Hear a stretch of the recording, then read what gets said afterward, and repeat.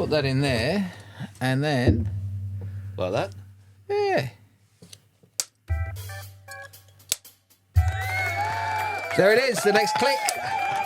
The next click is here, people. The soundboard. My next guest on my podcast, a bloke I met, I don't know, more than 2 decades ago, riding bike trials from Melbourne. Great to catch up. Talon Weaving. Fantastic to be here, Zolly. Thank you. And yeah, it was at least 2 decades ago, I think. Yep. Something like that. Yeah, it would have been. I think, probably say 2 and a bit decades, I would say. There we go. I think it would have been one of the first, it would have been like one of the old Buller or Borbor national rounds, I think, when you had big flowing long dreads. You were riding a 20-inch with a little tiny seat. I remember you went over the bars at a creek. Creek the bars Gap. many times. You did, yeah. It's a good point. Yep. I reckon 2.5 decades. We'll get into that as we go. Now, keep the mic, keep it in nice and tight to you. Move it, yeah, get it. Sit comfortably. Are we recording now? Yeah, we're recording. Oh, shit. Yeah, we're on. Okay. Yeah, Are we that's allowed to This is swear? it. Yeah. Oh, no. Yes. Okay. No. We can do whatever we want. This is our place. We can do whatever we want and swearing. That's good. We're going to start with the first question. Bang it right in. There you go. Right in there. Yeah, beautiful. If That you was could my be an nickname animal. in high school. What's that? Bang it right in. Bang Go. it right in. I shouldn't say that. That's a long name. Long nickname. If you could be an animal, Talon, what animal would you be and why? A cat. No doubt. Yeah, Why? I think Why? so. They can be lazy, like me. They can be super agile, like I used to be. They can do whatever they want. They can go anywhere they want. And when they're done, they can just crawl up in a ball and have a nap. So, yeah, I think a cat. And we've always been a cat family. Yeah, a domesticated cat, not a wild. Domestic as hell. Yes, Yeah. I'm not. No, I don't want to chase down rats and possums and have to fight for survival. No. Not a chance. I'm a homebody. Fair enough. Yep. A home cat. Fair Yeah. enough. But don't get me wrong, Kai's living the life right here now. So Yes. Yeah. She's doing all right. Yes, this people watching this podcast, a little different layout. This is a puppy podcast tonight. This studio has been taken over by pups, and we've managed to still squeeze in this conversation. Talon's come over from Melbourne, representing a brand that we'll get into the conversation as well. But before we get to that, start off when you were young. Start from the start. Well, When you were a little boy, what do you remember? How'd you grow up? Where? Family? Oh, all right. So 39 years old now. A few weeks off turning 40. Grew up in northeastern suburbs of Melbourne, 40-odd K out from the city. My old man, John, was a motorbike trials rider and raced, I'm going to probably get this wrong, I apologise, Dad, raced road bikes, dirt bikes and motorbike trials. And then when I was probably 2 or 3, got into motorbikes on a little Pee-wee 50. And then got into like a Fantic and maybe a Beta, I think, a Beta motorbike trials bike as well, just a little 50 or 80cc, which was good. And then I remember screaming and crying like a kid to get a push bike or a bicycle trials bike, because I'd seen a couple of OTP videos and I think Hans Ray videos were just starting to come in around that time. And just living up the road in Hurstbridge from us was the Monty importer at the time. And I can't remember his name. We were talking about this earlier. We're not going to remember names until I walk out of here and I'll go, shit, that was him. Yep. But yeah, so the Monty importer up the road, and they had this cool looking, all shiny, polished chromoly bike, rectangular triple clamp forks, big, thick, wide tyres, 20-inch wheel in the front, 20-inch wheel on the back, tiny little gear ring, a bash plate. I'd never seen anything like it before. It was cool. Like, looking back at it, those bikes just look fucking ridiculous. The back wheel. Everyone else had the thickness and the size of that back tyre. It's like, what's going on here? Yeah. And that bike just jumped out at me. I was like, whoa, that's incredible. No one around had anything like that.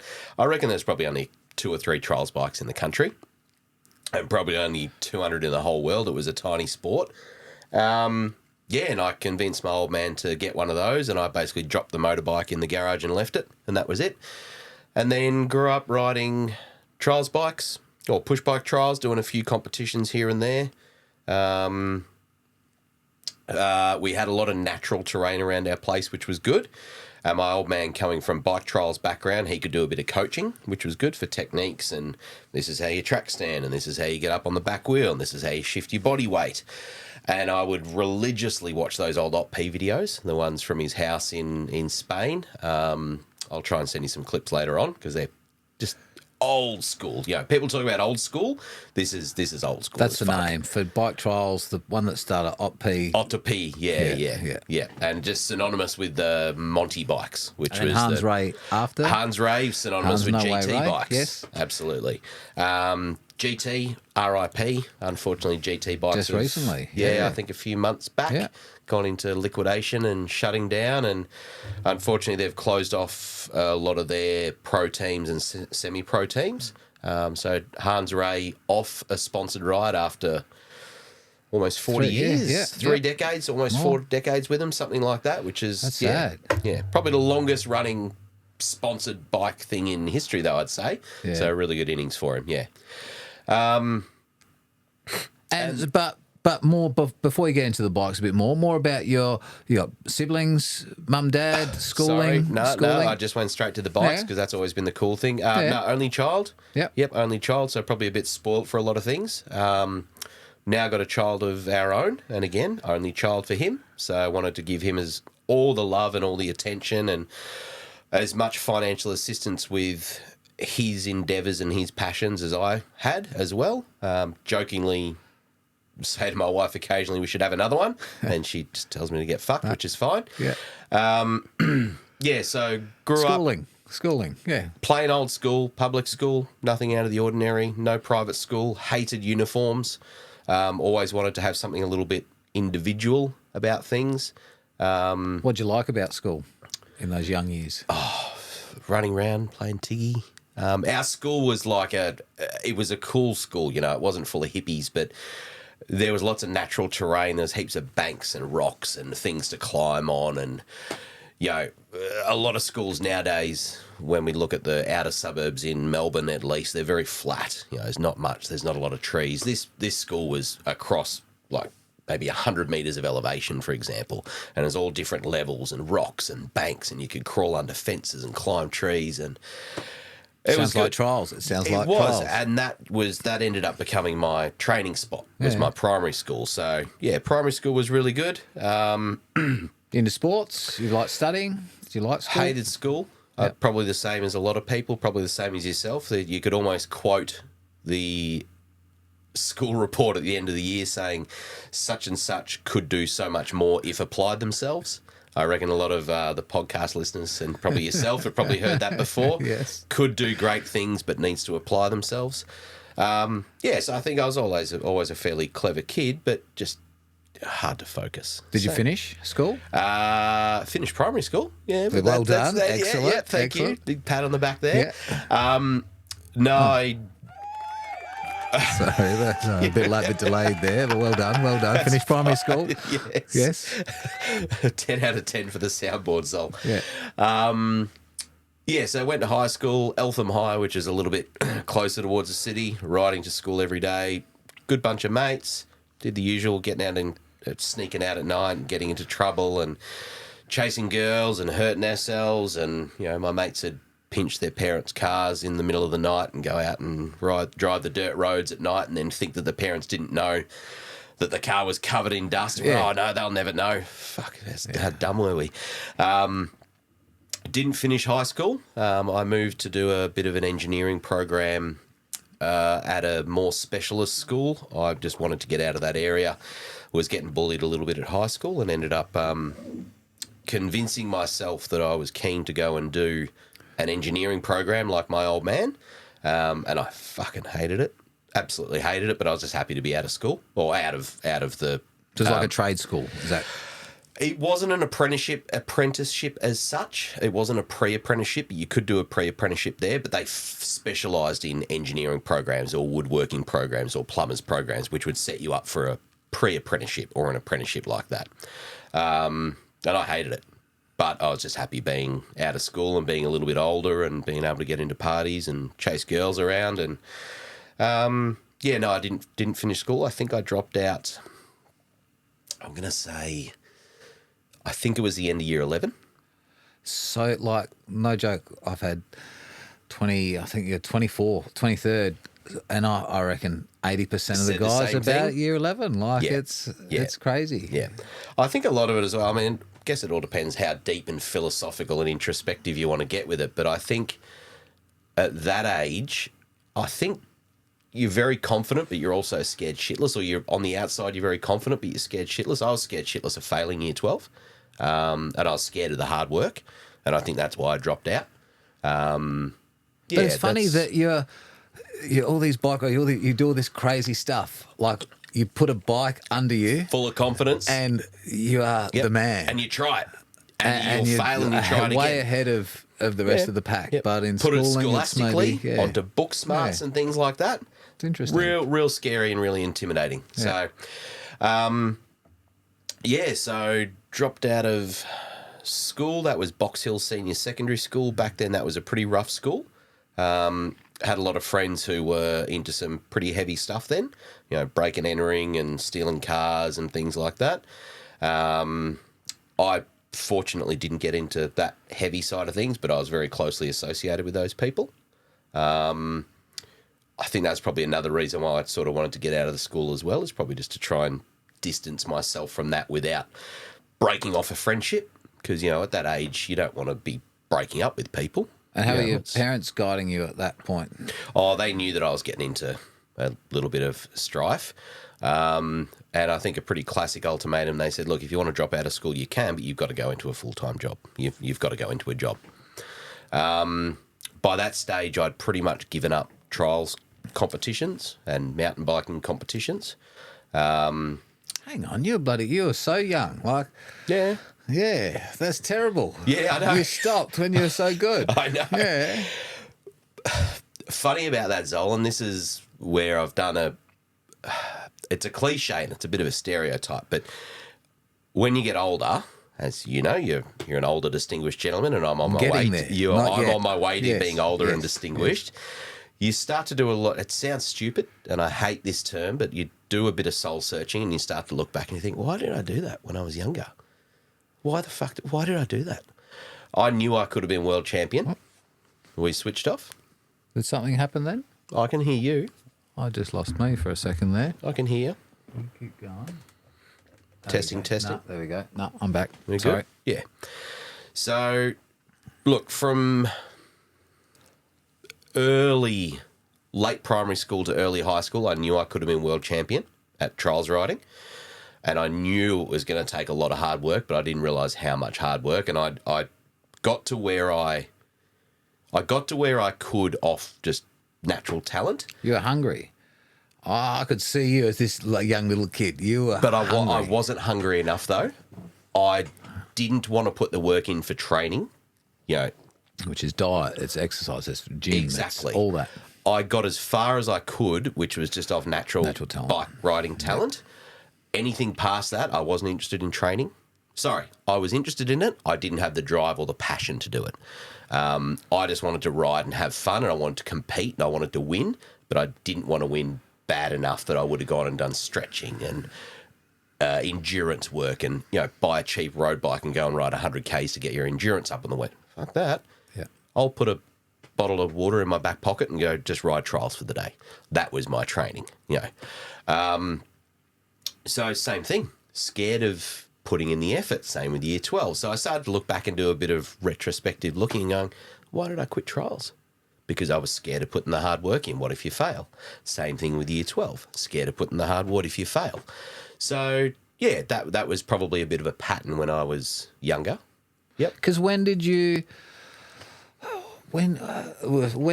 we meet? Like we're saying, like roughly what year do you reckon? I was trying to think when it was. I would have early thought 2000s. I would have said late 90s. Late 90s, okay. Late 90s. Maybe like because I was born in 85. Yeah.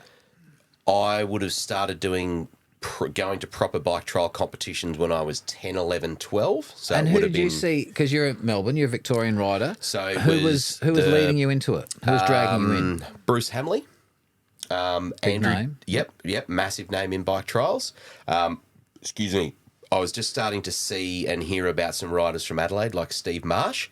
But back then you couldn't just jump onto Instagram and search at Steve Marsh. You had to wait to get a fucking VHS from someone like Volatile Visions. And I think back then you were doing a lot of BMX video, like Ruthless and things like that. I could be getting my times wrong. So, and again, it's an old cliche. You know, we didn't have that connection back then. Adelaide was a world away. For a kid who was 10, 11, 12 years old, Adelaide was a world away. It's only 8 or 9 hours down the road. But for a kid like me, it was a world away. Yeah. So, I started to hear about Steve Marsh. There was another rider in Melbourne, Cleet Wilson. But Shout out Cleet. Cleet, yep, everyone knows Good Cleet. blokes. But yeah, a lot of good blokes there. So Bruce Hamley, he was a big one. I remember going to a cross country race where this is how old it is. Cadell Evans was racing cross country. Well, he did Thredbo as well, but this was at I believe it was Doncaster, which is down in Melbourne, big park, and this is when cross country was just almost riding up and down paddocks. You know, it's not like what's in the World Cup today. But Cadell was racing cross country and shit like the under 17s or something, or the under 19s, and he was smashing those. And I think he was riding for Cannondale or something back then. That's how long ago that was. So they were my influences. I remember meeting Andrew Dickey at the Bruce Hamley Trials demonstration at this cross country event. And Andrew Dickey was about as young as me, about as rookie and gumshoe as you can get, same as me. Tiny, scrawny little kids. We could hardly throw the bike around. Yeah. You know, my legs would have been the size of what my arms are now. I remember Andrew was riding, it would have been like a little 20-inch or a 22-inch GT Zaska, something like that, with, you know, an inch of suspension travel on the front and I think probably old Magura rim brakes or something. And we were just happy to be getting up into the back of Bruce Hamley's trailer and then putting our foot down and dabbing out of it. That was cool. And that formed a really good friendship with Andrew Dickey, which I think went on for probably at least 10 or 12 years, which was great. Andrew and I did a lot of competitions together. It's good to have someone close to push you. Yeah. I reckon Andrew and I rode most weekends. I would, because his family lived in a suburb called Ivanhoe, which is sort of inner eastern suburbs. Quite a well-off area, but of course you didn't look at that back then. We were looking at trial stuff. So all around his house was primary schools with ledges and walls and rocks and banks and fences to ride on. So we'd go ride at his place for the weekend. Then the next weekend he'd come out to our place where I'd ride at the primary school, which had all banks and fences and awesome, like old school banks that are just janky and full of loose rocks. So when I see some of the trials competitions nowadays, it's just like from pipe to round bit to perfectly squared. Completely different style. The moves are bigger, but they're also a lot more orchestrated. Yeah. And the bikes are so different. We were riding just a mountain bike with Magura brakes. At least what you had was brakes to make the rims stop. Yes, exactly. Or you'd grind the rims as well. The first time I heard about grinding the rims or putting a bit of black roofing tar on there, blew my mind. I thought people were taking the piss. What do you mean you put roofing tar in your rims? That's stupid. Why would you do that? And then the brakes grab and, it actually works. Until you get it wet. But that's another... Or you got to actually ride down a hill. And you wake up all the neighbours. And it's like... That was the sound of my childhood. Yeah. But honestly, that was the sound of my childhood was trials brakes squeaking. Yeah. Because you were the tar or you were grinding the rims? What was yours? Flash tack, that's what we'd call that it. That rings a bell. I haven't heard that in 30 years. Yeah. Rim grinding. Yeah. So my old man was a fabricator, welder, all that sort of stuff. He had all the equipment in the garage. So, he used to grind the rims for us. That was pretty standard. Yeah. So you said you bought a decent Monty, that one you saw with the straight Gervin forks, like the chromoly Monty. You can picture, right? I bought one of them. I bought mine off of Marshy, I think. I've got one in Mum's place. I've got one in the shed still. Don't tell me the address because I'll go and pinch it tonight after this. Snapper got it for me for a present. He found it in a second-hand shop. Snapper ended up because the Monty importership changed hands quite a bit, I think, over the years. And I seem to remember that Paul was his name, right? Paul Hemp. Yep. And his two kids, Nick and Dan. Nick and Dan. Nuppet Nimbin. Man, led. And again, there's so many. You bring up names like Nick and Dan Pearce, Andrew Dickey, and you. You had reasons to push yourselves. Like when you'd come together. But Ben, there's other names that we'll leave out. But you were a bit younger than us. I mean, I was a bit older, and then there's, Bruce and... Yeah. But you guys were a similar kind of age, weren't you? And we were happy to be... It was kind of like the young kids club at that stage. I think back then it was... Novice Sport Elite. The elite guys like Marshy and yourself and Bruce Hamley and Cleet, all those guys, you guys were fucking gods. Like, how the hell are they getting up on the side of that table? How are you getting up on that barrel? Me and Andrew more so, because I didn't meet Dan and Nick until much later on when I was getting into elite with Andrew. But so Andrew and I used to look at that and like, how do you do that? That's ridiculous. No, that's impossible. And we'd go out and we'd do it. Yeah. We'd do it. We tried it. We crashed. We destroyed our bikes. We chewed up our shins. But back then nothing hurt all that much. We'd come home with cut up shins, bleeding, dripping down into our white socks. And we didn't care. Now I get out of bed on the wrong side and I'm sore for a week. So, yeah. I saw a post recently with, bear traps, all the different pedals that they'd have. Yep. And riding trials, you'd slip a pedal, and if you didn't have shin pads, you'd rake your shins. Yep. They were. I think a lot of that came from the mid-school sort of BMX era as well, where you Triple had like traps, the primos and the traps. triple traps and bear traps and things, and none of the BMX riders, well, not that we used to see, would wear shin pads. That was kind of a bit of a rite of passage, was tearing your shins open. I remember Andrew Dickey would have been Threadbow or Bor or Bull or one of those alpine places anyway. Do we need to stop? No, you keep going. No, okay. Absolutely tore his shin to shreds, like to the point, I remember it being down to the bone. And it was hideous, but he still powered on and he did the competition. And it was quite impressive to see. Shin pads, raking your shins. What did you do about it? Nothing.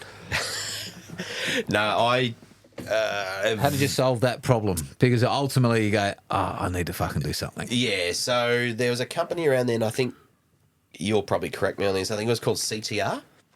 And there's even lizard skins. Lizards just popped into my head. Lizard There's skins a also couple. used to do the chainstay guards as well, and I think it was just And like then wetsuit CTR. material and CTR. Yep. And then another company came along called Armadillo. That was a bit after, but that was towards the end. like kind of neoprene, like adapting surfing stuff to bike stuff with padding and cushioning in there and strapping them with some Velcro. Correct. Yeah, it was pretty rudimentary. I mean, you look at what companies. I don't want to spruik companies. Companies like Darko, for example, and Leat, however you pronounce it. The technological advancements in the protective gear is phenomenal now. So I've been racing a bit of downhill the last couple of years, and I've got this full chest protector, and it's this weird sort of, I don't know how to. It's almost like a gel. Impact, and it cushions. It reacts. It reacts correct. on impact. Yes. And I read this description. I was like, oh, fuck it. You know what? I'm going to race the Worlds in Cairns, and it's a rocky course, and I'm going to eat shit. I'm going to spend a couple $100 on this. And I thought, it's going to be a flop. No chance it's going to do what it says. And I remember getting it, and you hit your chest or you hit your thing, and it firms up straight away. It's bizarre. That was not available back then. No. Yeah, we had wetsuit material. Newspapers with some fucking bandages on your shins or something. Yeah. That sounds like a Chopper Read anti getting stabbed in jail thing. Yeah. Put newspapers under your thing and you won't get shivved. That's it. So everything back then was pretty rudimentary, and there was a lot of people riding trials on just converted hardtails with grind or tar on the brakes to make them stop. People were racing downhill on hardtails and cross-country bikes that had just been adjusted and converted to it. I think you probably correct me, but I think dual suspension was just starting to come in pretty heavy in the late 90s. Through the mid-90s, like a few of the guys, there were some companies making progress in there. From the mid-90s, there was a few big brands that don't exist anymore. San Andreas. I know Diamondback and Turner. Yeah, a lot. Yep. Gary Fisher. I remember Gary Fisher, their carbon fibre, their yellow wireframe, which is a copy of the Trek wireframe. With them. Yep. So I bumped into Michael Ronning at the Cairns Masters Worlds. 18 months ago. Yeah. Like, fuck. I had your poster on my wall when I was a kid, and now here I am racing against him. Fair enough. He was in an age group 5-year block greater than mine. Still loving it. Michael fucking Ronning. Yeah. I had his and same with like Nathan Rennie. Yes. I had Nathan Rennie poster on my wall as a kid. Chris Kavarik. Yeah. Guys they were like legends. that. They were gods. They were. And they were winning World Cups, and Australia had such a... Australia was on fire. We were winning. And then I think Sam Hill came in maybe slightly under generation later. Yeah.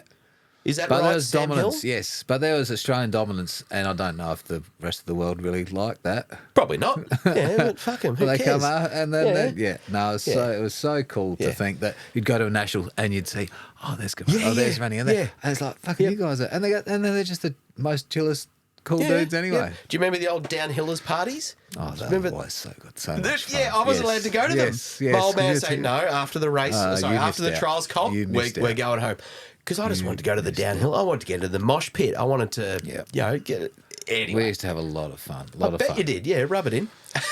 But yeah, so you were young, like you're trialsing, like so you were young, like when how old were you when you're kind of meeting Andrew? Like what age are you? What?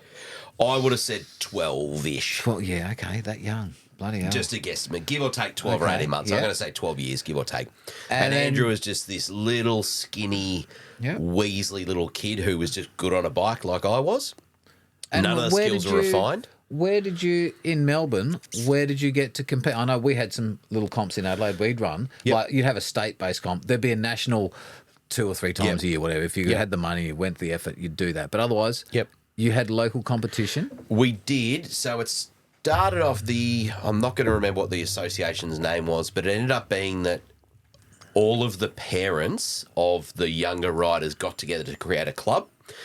And basically they put on all the events for us. I'm sure there was some earlier which was run by the guys like Bruce and Cleet and things like that. Bruce was doing he had a company that did demonstrations at schools and things to try and get more kids into it. Competition-wise, I'm pretty sure the first official competitions came from my parents organising it, Andrew's parents organising it. There's going to be a couple of others who I do forget. But yeah, so it was all really just riders, families who were doing it. We didn't do any organising. I couldn't organise shit back then. And okay, we've probably jumped ahead to trials. Like, explain what is trials. If someone's listening and they're just listening to this and they're Talon's talking about trials. What are these guys talking about? What is trial in your explanation? What is trials? Bike trials. All right, so the the riding of trials has evolved over a few decades. Back originally, it was basically getting from point A in a marked section full of obstacles to point B, so open gate to closed gate or open section to closed section. In that taped off section would be a range of different obstacles that you'd need to go over. The obstacles would be easier for people like novice grade all the way up to harder obstacles for elite or A grade riders. And it could range from getting up and over a slippery log to through a creek to up the side of a car body through a heap of concrete pipe. So the idea is you're trying to maneuver yourself and your bike through these obstacles. Every time you touch your foot on the ground, you receive a point or a dab. The more dabs or the more points you get through these sections, obviously the worse off you do. In a competition, you would normally have, say, 5 sections, and they would be quite short, maybe only 50 to 100 metres long, give or take, with half a dozen obstacles through it. And you've just got to work your way through it without... It's like golf. Golf on a bike, you get penalised every time you touch your foot down. No time limit? Back then, I don't think we did. And I think that was probably to the detriment of the sport. So it's not about riding fast and doing it quickly? No, it's about slow, explosive movements, trying to pick away from obstacle A to obstacle B as smooth and as easy as possible without putting your foot on the ground. If you put your foot on the ground 5 times or get 5 dabs in one section, you were eliminated from that. So you got maximum 5 points for that, and you had to basically go and start it again. And then at the end of the day, they tally up all the points or all the dabs, and whoever gets the least amount of points wins that grade. As trials have evolved over the years, I think I'm going to have some people correct me with this, but UCI, so this was what we call the BIU rules, which is the Bicycle International Union or something. That started to go downhill. It wasn't getting the spectatorship that we thought it deserved. It wasn't getting the rider numbers that it should be. Because the good thing with bike trials is you can run a competition in such a small public area with very little resources and very little money. A mountain bike race or a road race or a cross-country race, on the other hand, requires a mountain. Yes. And televised cameras and car parking, access. It's a phenomenal amount of infrastructure set up to run what could be an hour-long mountain bike race. A road race, for example, even longer, unless you're just going to set 50 riders around to ride around a velodrome, it's not going to work. Trials, on the other hand, because it's such a slow sport, but also such an impressive sport, it's always looked impressive to people. Anyone that stops and sees trials competitions always stops and goes, oh, that's fucking incredible. Never seen anything like that in my life. But because it's a slower sport, UCI came in, and I'm pretty sure that they decided to change some of the rules of how the sport was run to try and make it more appealing to spectators. So they introduced time limits per section. I think it was 2 or 3 minutes at the start. They reversed the scoring of it as well. So originally, if you put a foot down, you would get a dab, which is a penalty.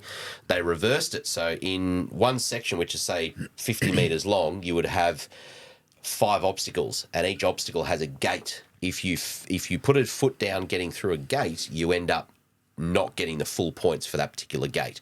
Okay. So if there's 5 gates, you get 10 points per gate for clearing it, so maximum 50 points per section. Sounds complicated. Man, it just used to be, if you would get a 0, if you was the zero, goal. you're sweet. 0 is what you're after. And if you fuck it up, you just got to hope you didn't fuck it up as bad as the next guy. So they tried to make it a lot more spectator friendly, which I think they did. They've sped up the sport. They've made it bigger moves. And they sort of changed the profile of the sport like that. It is probably the biggest that it's ever been now, I think, in Europe, but not in Australia. Yeah. Do you think we were there when it was at its peak? 100%. Are you still around it now? A little bit. So there's a young guy from Melbourne named Matt Harding. He's been the driving force for bike trials competitions in the last few years. Absolute massive props to him for keeping this sport it's just like a little flame. That's really all there's been. So the flame was burning pretty strong back in the 90s and 2000s when we were riding. There was a state series, state championships, national series, national championships. Matt Harding, quite a few years ago, started doing a state series, which is fantastic. I've competed in a couple of those. Well organised, still awesome vibes. Matt's an awesome guy and an awesome rider. Is it as many people? It's quite small. Because you've got the luxury, you got to see it 20 years ago. Did it fade out altogether, or did it just keep simmering away? I think the competitions fade. Now, again, could be wrong. Because in Adelaide, I think it pretty much all but disappeared. Yeah, so look, I pretty much stopped bikes overnight. Yeah. Right? There was some things going on in my life, and I stopped it from Sunday to Monday. Didn't pick up a bike for a number of years. Do I keep pulling that out? No, that's me. Okay. No. So there was a number of years there where I don't quite know what was happening with trials. I think there was still some people riding, but I don't think the competition side of it was happening. Yeah. Again, I'd love to hear otherwise. I can send a message into the podcast if you go there otherwise. We go. That's what we want. Yeah. The longer this goes, I'd love to speak to more and more people and put all this together, all these memories together, all these hazy memories. There are... have you heard of the old Tuesday night rides that used to happen in Melbourne? Yes, So the city. We used to do stuff here in Adelaide as well. And you would have got a dozen riders, 20 riders or something meeting up. Yep. Nowadays, and this is not taking anything away from the work that Matt Harding's doing or has done for the state series and is continuing to do. I went and did a state series a couple of years back, did one of the rounds. You could ride terribly and still get on the podium. Okay. The elite might have had small sport. 2 or 3 riders. Back in the day, elite might have had 8 to 10 riders. Yeah. Same with sport. Sport's a bigger category. sport when I was doing it a couple of years back, or sorry, just recently in the most recent years, 6 riders or so, which was good. Yeah. But back in the day, you might have had 15. Yeah. 15 on the cards. So yeah, still going, still chipping away, and that is only through the hard work of people like Matt Harding. People still love him. George Satsahides, I'm sorry, I'm going to pronounce his name terribly. A couple of young guys down in Melbourne who still go and organise competitions, which is awesome to see. And then you got the nationals. Yeah, which is good. No, it was always a fringe sport, but you were talking before, it's compact. Like, you could put it in a demonstration. You could just show... It was mountain biking. At the time, we were just trying to expose mountain biking to the publicans, the football and the tennis players. Yep. Oh, look, here's something else you can do. And because the only cycling they knew was road cycling or BMX racing. Yeah. And so this is it's on a mountain bike. They can kind of identify with it, but they're balancing, they're jumping up on stuff. Yep. And you could just, this little arena at a fete or a fair or whatever, and show the that was a sport. massive thing, was going to school fetes and school and, you know, local town festivals and setting a demo. That was what Bruce Hamley used to do. Yeah. Bruce Hamley, I can't remember. Remember when he had the long ponytail? Long flowing That hair, was his thing. That was his thing. Yeah. We thought he was cool as fuck. Bloody oath. He was. Bruce Hamley, he's sick. Yes. Yeah, look at that Still guy. is. What a grungy dude. There you go, Bruce. Yeah. And he was younger than what I am now. Yeah, but he was cool as fuck. Yeah. He would go to schools and put on demos and get kids into mountain biking with the hope to get them into trials, which is a more specialist sort of, a smaller aspect of mountain biking. Yeah. Because trials is you're just balancing on your bike. You can just try and get up the gutter. It's like I can't. Well, you can just try and try and get up the gutter. A gutter. Just do something just as simple and Honestly, balance. Yep. And don't fall off. Don't put your feet down. Correct. And that was a good thing with trials, was you'd have novice, sport, and elite. In motorbike trials, which was much bigger, I think you had D grade, C grade, all the way up to A grade like that. So the easier obstacles are little things like, you know, and it's designed for novice riders to be able to ride it on a regular bike. Yeah. There's a woman, sorry, that sounds terrible. This is going to be the names. She's a superstar cross-country racer. She does World Cups, World Championships, Aussie chick. She turned up to the National Trials Championships in Canberra, not the last one, but the one before.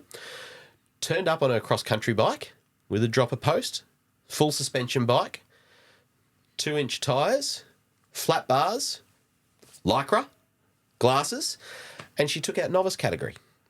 Zoe Cuthbert, I think her name is, Zoe Cuthbert. And her Instagram is a shout out is at the Flying Raccoon, I believe. There we go. But that's trials. I couldn't turn up. Sorry, nowadays, that's all it was, and it was just manoeuvring around a bunch of set obstacles. It was designed so that she could do it on her regular mountain bike, it's not a regular mountain bike, it's a World Cup racing cross-country. But you can turn up on a BMX, a kid can turn up off the street on a BMX or a mountain bike and get through these sections with some difficulty. But it tests your balance and your skills and your tenacity, and eventually you start, instead of going around that rock quite slowly like you would in novice, you go over the rock. Yep. In sport grade, and then as you get up to A grade, you might actually have to gap from that rock up onto a car body and then off the... So it progressively gets harder and as your skills progress. And because anybody can effectively start it, all of us kids, we just started doing it over at local primary school on the gutter, or, you know, my dad would steal a pallet off the side of the road and dump it on the front lawn and go, there you go. Your job is to get up on the pallet, get off that side without putting your foot down. Great, you can do that. Now you got to get up and go off that side without putting your foot down. Okay, now you got to get up the front, turn around on the pallet and come back off the same side. That's a novice section. Yeah. You would have started doing the same shit, right? Simple stuff. And it's cool. It's cool. So but not cool enough. What was your attraction to... You've got past the simple stuff. What was the attraction? Was it getting zero in a comp, or was it doing a big drop, or was it scaring yourself on the edge of a cliff? The big drops were cool, right? To watch guys like Hans Ray and Ott P. The Ott P video had him dropping off, say, a 4 meter big wall in a huge indoor stadium in Spain or Switzerland, or no, it would have been Spain. We used to watch those videos religiously, and I want to be able to do that. I want to be able to do that. So you'd start working up to bigger things because it was just like what your idols were riding. The only person in Australia that was really doing any heavy stuff like that at the time, I think, was Steve Marsh. He was doing some pretty gnarly stuff. You look back at it now and you're like, it's not all that difficult. No. But back then, that was like 3 meters. Like, you get on top of a roof and you say you're going to jump off it. That was huge. Yeah, back then that was absolutely huge. Even going up, I remember a big challenging, like a big goal for a trials rider, or a big box to tick for a trials rider, was getting up the side of a car. So, and like people used to speak in whispers, I hear there's going to be a car body at Thredbo competition. And everyone's like, fuck, I haven't been able to get up a car yet. But stuff like that now. It was onto the bonnet, then it was onto the boot, and then it was onto the roof. Yep. There was like a little bit. Yep. But that's the same But you could thing. use your bash guard then too.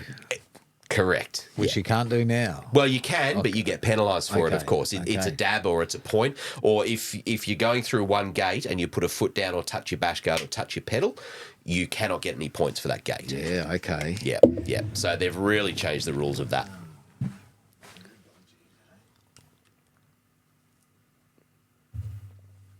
All good? Yeah. If I'm waffling on, just fucking kick me out. No. Yeah, no, it doesn't matter. We just do whatever here. Okay. But okay, so You remember some of the, sorry to cut you off, you remember some of the big trade shows? Yeah, Like the Bicycling Australia shows. Bicycling That Australia was shows and amazing. things. That dumped what we thought was the coolest sport in the world, the most challenging sport, the most easily accessible sport in the world. Remember back then, I was just a kid riding, right? I didn't do any of the organising. I didn't think it was an easily accessible sport back then. This is me looking back now at almost 40 years old going, fuck, that sport was cool. But back then, we were just kids that were riding bikes. And why did we do it? Because we wanted to... saw it at a show. We saw it at a show.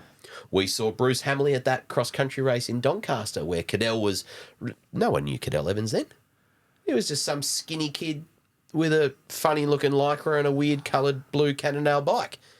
That was it. No one knew who the fuck Cadell Evans was, and he went on to win 2 Tour de France or something. He did all right. 2 or 3? I don't know. We just wanted to be, fuck, that's cool. I want to do that. I want to do a bigger drop than what Marshy did.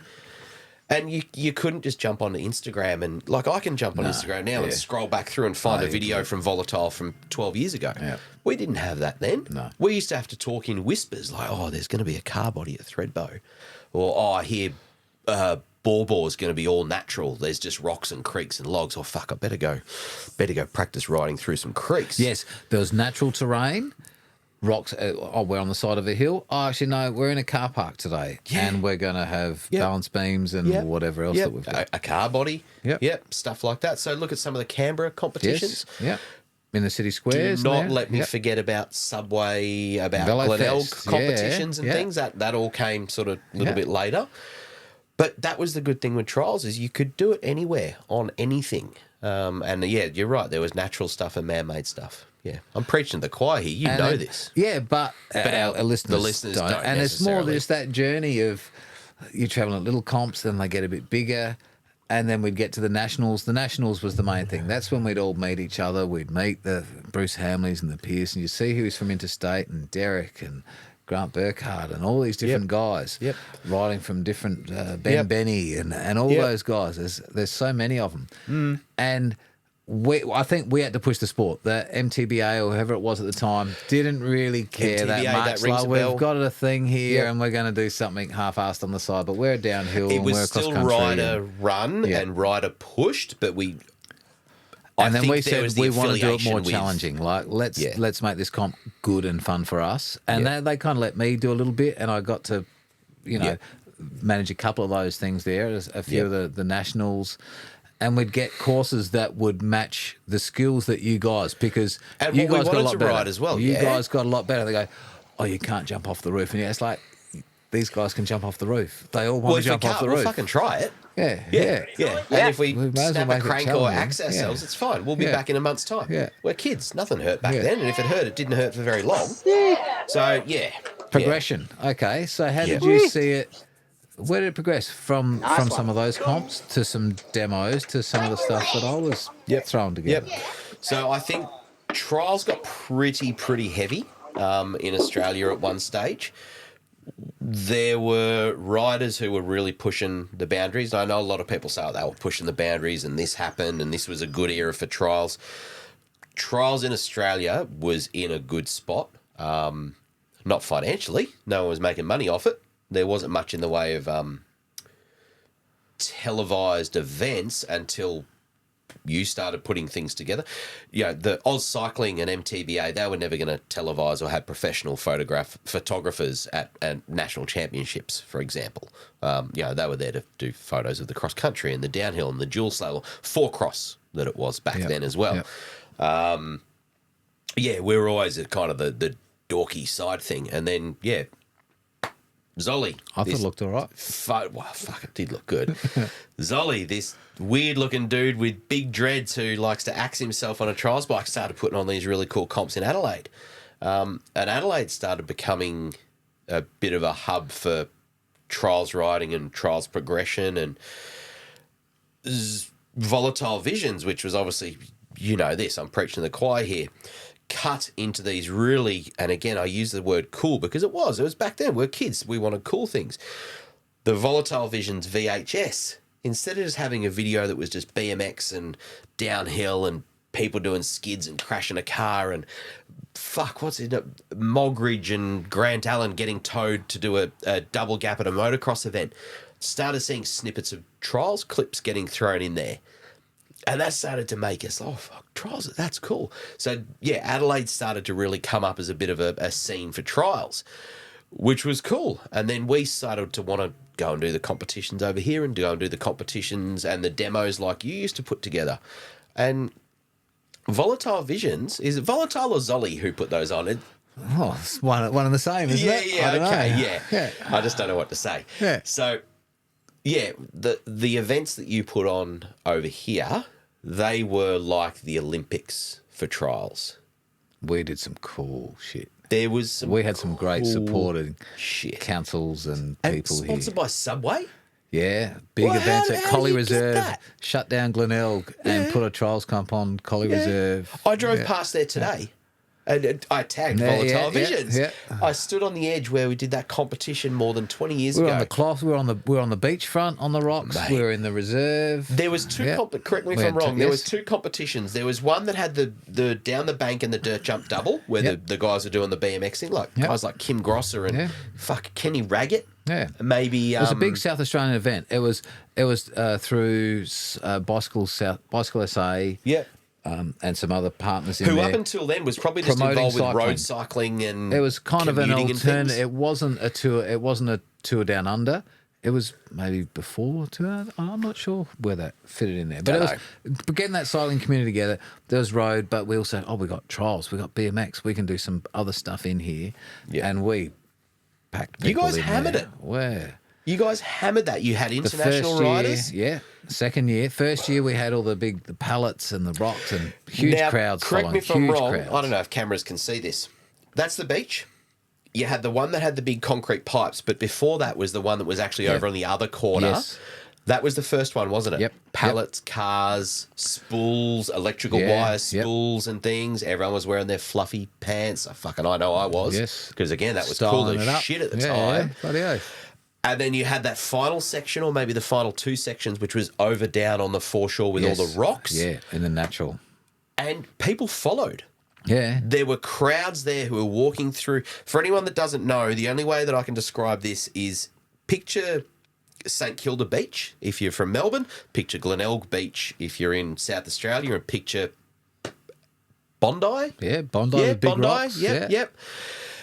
Your Premier Beach, the Premier Beach. Beautiful people, sunshine, green grass, and you'd have this unusual, eclectic, bit of a fringe kind of looking sport dumped right there, and it was easy that you could watch from there to there in the span of 200 metres or 150 metres, you could watch the entire thing. And there were fucking thousands of people, Zolly.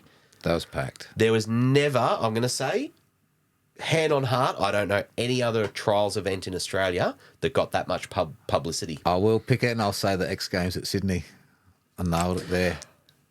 That was next level. That deserves some real time, though. I think we'll get to that. We should definitely But yes, for anyone listening, if we forget to talk about X Games. To think that trials could have... I was so proud to think that so many people could see just these 10 guys that were fucking amazing. But and there was how the more hell than do 10, they... though, Zolly. There was more than 10. We would have had 20 or 25 riders. Yeah, in the elites at that time, we had good representation for, and they were. That wasn't even a national event. Like they were. There was no points on the line. This was for glory. Was just trial of champions. It was. That was my own little thing. It was you're the best. Yeah. Come to Adelaide, and I'll put on a really good event for you, and you can challenge yourselves on who knows what. And it was because there was one in the park in Rymel Park with the shipping container. And the car bodies in there and the big tree logs. I don't know if you was I there. I don't know if you were at that one. The I Pierce remember. I remember the two Glenelg. I reckon that they were the second. I remember the two Glenelg ones. Yep. I remember a few other competitions. Yep. But they were the because we did me. a bluff where we went down to Victor Harbour. We got access to Victor Harbour as well. Okay. To do some cool stuff. Yeah. But yeah. Look, that was in my mind. That was when trials peaked. In Australia. It was brilliant. That was. Mate, that was incredible. That was people coming from interstate for an event. You know, people went to other competitions and Victoria had Victorian riders and New South Wales had, you know, Canberra and Sydney riders and things. But this got everyone just... Adelaide was like just overnight after those. Want to see where you stand against the next guy? Yeah. Come here and let's see where you finish up. Yep. And it also put a lot of pressure on the riders to perform and not shit themselves in front of that many people. We'd never ridden in front of that many people before. No. Wasn't a spectator sport. There's 6 people watching. There's 20 people watching. Yeah. There is 10 people deep here. Mate, that was I think that was the pinnacle of trials in Australia. Yeah, that was a very proud cool moment there. And there was no points on the line. There was no... it was a competition. Yeah, you won a trophy. Someone won. But... You know what? I've still got that. Can I grab that? Yeah. I've got the big, raw, big rusty steel version of that sitting in my office at work. I made a few good medals, Mate. And you know what? Those medals meant more than any MTBA jersey or any Oz cycling. That doesn't drop down, it's going to be noisy. That's all right. They meant a lot. That was... The way that I saw those was... Those were legit. They were, because everybody was there. Yeah. Within reason. Everybody was there. So, you do a state round down in Victoria, you get Victorian riders. You're the best of the Victorian riders. Yeah. You go to the national champs, that was when Dan Pearce and Nick... I used to fucking hate it when those guys turned up. Because, before you get to the comp, you go, they're all here. There's Bruce, there's Cleith, there's the Pearce, there's Talon. And again, everyone wasn't always fit. Everyone wasn't always able at once. But when they were, you go, Marshy's not here. Oh, fucking thank God. He was Marshy's always not injured, here. wasn't he? And it's just someone hasn't showed up today. Oh, fucking you beauty. There's maybe another spot. Yeah. Because I'm not going to win. Closer. I'm fighting for 3rd or 4th because so-and-so and so-and-so's there. They're at the top. Yeah. Well, that was the same for me when I heard that Nick Pearce or Dan Pearce were turning up to a competition. I was pretty confident that I was going to drop into 3rd place on the podium. Yeah. Right? They were hard boys to beat. Yeah. I reckon out of the 15 or 20 times that I competed against them, I think I beat them once or twice. Yeah, they were good. Give or take once or twice. They were the best trials riders in Australia for a long time. And you're on 20, and there's kind of a separation because there's 20-inch and 26. Yeah? I can't remember if they used to compete together. But they were always 20s. But for your perspective, you're a 20-inch rider. Yeah. But Bruce and Cleet and some others they were 26 inches. Yeah, they were. Oh, that's separate. Yeah. And I think back then 20 inches did a lot of the bigger moves. Nowadays it's actually the opposite. 26-inch wheels, bigger diameter wheels allows them to get up bigger things, do bigger They've gaps. got better technique. Yeah, it also the bigger wheels. If I don't want to tap that, but a bigger wheel, you can do a gap. If that's a wheel, you can do a gap across to there, grab that front brake, and the bigger diameter allows you to roll up easier. Yep. excuse me, the smaller wheel wants to hit it and almost fall down. Yeah. So 26-inch now, as much as I hate to admit it, because I'm a 20-inch rider, 26-inch now is the premier category. Yeah. Back in the day, I think 20-inch was. It seemed to... It was more You'd be able specialist. to... it was a bit lighter.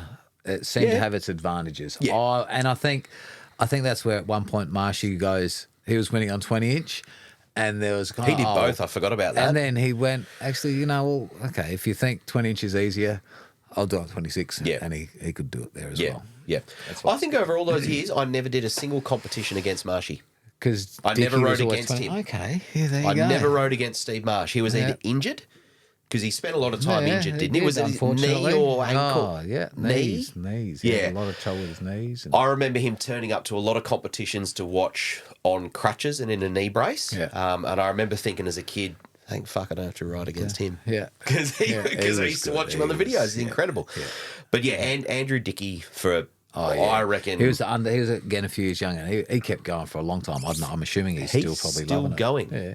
He's still going. He had some cool videos on the internet. Mate, There's cool stuff. Andrew, shout out, mate. Love to catch up with you one day Andrew too. Dickey, he'll never watch this. He'll never. Won't he? No. He's so quiet and reserved these days. He always was. He always was, but he just performed so well on a bike. Yeah. How I bumped back into Andrew a few years back. Are we getting too long on trials? Are we spent? No. Fuck it. All right, Oh, sweet. talk whatever we want. So during COVID, we're going to skip it. We can go back, but during COVID, out of work, sitting on the couch, still got my COVID belly. Started getting back into watching some trials videos online, and then found some people on Instagram who I used to ride with, and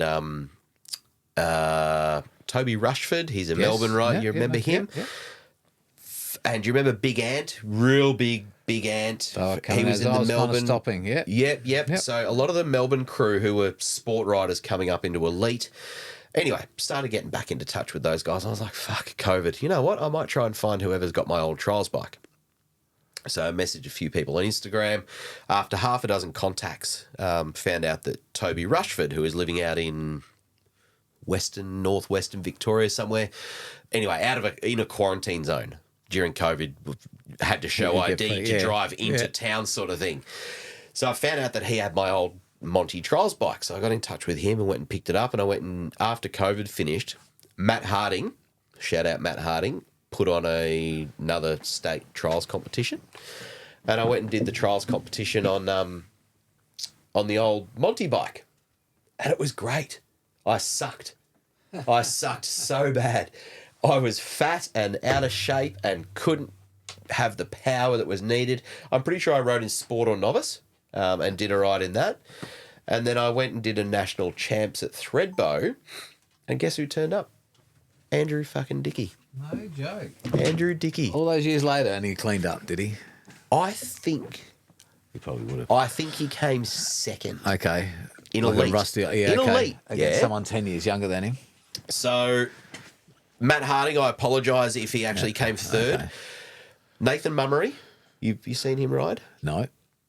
I'll have to show you some videos later. Nathan Mummery is about just shy of 7 foot tall. He is like stocky and fit. He runs marathons. He does cross-country endurance races. He raced the Masters World Cup cross-country. Sorry, Masters World Championship cross-country. I think he came second. Yeah, righto. He is now the best trials rider in Australia. And Andrew Dickey is like that far behind him. Still. And Andrew is almost 40. Yeah. Anyway. So Andrew turned up. I watch some Andrew's videos on every now and then. I say, oh man, it's so cool to see how some of you kids have the cool shit where you've ended up. Yeah, you know? yeah, absolutely. But yeah, to see Andrew turn up, and I jokingly said to him, "Oh, you're going to ride sport with me?" And he goes, "No, I'll do I'm elite." into it. Yeah. I'm like, "You're not really going to ride elite, are you?" Because mind you, these riders now are getting up. It's going to be hard without standing up. If you were to stand up against a vertical No run up. concrete wall, it would be as Head high. as high as your head. Yeah. No run up, and you're also just going straight up tyre to tyre. At this stage, I would struggle to get up a table that high without putting a foot down or getting a dab or a penalty. Yeah. And Andrew goes, "No, I think I'm going to try elite." I was like, "You're kidding, right?" And he got onto the podium. Yeah. Good on him. I reckon he's had the longest spanning trials career. You can't call Just it a love career it. because no one's ever earned any money off it. No. The There's longest- love, passion, enjoy, love, dedication. Yeah. Yeah. Yeah. Yeah. And he can still put out a cool video part. Yeah. He can still turn up to a national champs and get onto podium in elite. Yep. Still doing that. And he can still do it. Yeah. Unbelievable to see that. Podiums. Glenelg, the second one, the Velofest. When The pipes? When I mixed it all up and I said, it was like an expression Freestyle session. comp, yeah? Freestyle. Yeah. What did you think of that? That was incredible. So I guess to kind of draw the picture for people, an area the size of what, half a dozen tennis courts jammed together, a big rectangle or grassed area, give or take. It's our reserve down at Glenelg. It's our little premier spot down there by the beach. Yep. But yeah, it was a good patch of land. Zolly managed to bring in huge concrete pipes and concrete. It was a Rockler spot. That's right. I remember that. I was trying. I just called them up and I said, "Would you give me all these concrete pipes so we can ride on them?" And they go, "Yeah." Yeah, sure. Why not? Sounds odd. Yep. That's right. Yeah, the Rockler. So these huge, and none of us had ever ridden sections like this before. You know, we'd done natural competitions, you've done car bodies, you've done spools, you've done pipes and things, but not just purely concrete pipes. And Zolly, to picture this, so you will do a better job describing this than I would. I'll have pictures. Yeah. Actually, maybe you need to edit those in. So, odd-shaped obstacles. Some of them are as high as your chest. Some of them are 20 foot high, I think. Some of those 3 vertical. meters, probably 3 meters. Yep. Yeah. And the idea was that you were given a set amount of time to effectively impress the crowd and to do some cool moves. It was almost like back in the day when Travis Pastrana was winning the freestyle motocross events at the X Games, just when he was first landing backflips on a dirt bike. You would have a big course, but you could effectively do whatever you wanted to within that course, and it was rider judged and crowd judged, and whoever got the best cheer and whoever got the highest score through style and grace and cool moves and technicality and all these different judging criterias was awarded the winner, which was nothing we'd ever had before, because ours was always quite regimented, wasn't it? Yes. You get through gate A and you finish there. Don't put your foot down. You get full points. You didn't get to show your style because everyone had different styles. And Correct. I can do the high jump. I can do the big gap. I can That's do a the this. very, very. I hadn't never considered that. You're right, because you had big move riders, you had technical riders, you had people who were better on a slippery bank with water rushing down, but then you had people who were better at getting up the side of a car, like Dan and Nick Pearce, for example. Or someone might want to do a 360 or take their hands off or whatever, something new. Take a foot off. You'll have to edit that clip of me doing the 270 off the Yeah, big we pipe. got that. Yeah. Yeah, If you've got that, I'll pay good money for Jumping that a clip. ramp. Yeah. No, yeah. I've got it all because it's like no one else is going to try that. Oh, but Talon's going to try that. Oh, Andrew's going to do this. Yeah. Ben's going to do that. Yeah. So I was just starting to get into a little bit of BMXing then. So I was starting to hang around with what was back then pretty run-of-the-mill BMX riders, but they were good. These guys have now gone on to win world championships and X Games and things like that. So guys in Melbourne like Kim Grosser, he's probably not going to remember me, but I remember looking up to him at the skate park going, who's that guy doing the fucking Supermans? Luke Weatherall. Yes. Rest in peace. Yep. Little Lukey, who He else? came to a Fiat Lades. He was Absolutely. Who else can throw 4 bar spins across a dirt to dirt double? And he was like 4 foot, all 4 foot of him. Yeah. Luke Fink. Luke Fink went on to be the world BMX champion, and then he went on to be the world drift champion, which is where a lot of BMXs end up, drift to BMX to drift. So I got influenced by a lot of those guys. So when I saw that there was that quarter pipe kicker up to a big vertical thing that was 2 or 3 meters up, I'm going to do that. Because none of the other trials riders have been riding at skate parks, but I have. Yeah. So, hit a few of those things, and it was great to be able to show, because it showed all the spectators, it showed them technical riding, it showed them balls to the wall, dangerous gaps and drops and things, and it was all in one tiny area that they could just wander around and see the whole thing. Yeah, it was cool. That was the peak time of trials. That was good fun. But then, actually, I might say we're going to call a wee break. But before I do that, let's come back with the X Games in Sydney. Yes, I said we won't forget about it, but that's let's come back to that, and then that needs a wee and a beer. More. There's so many more. All right, let's do it. We're going to take a quick break. We'll be back. Done.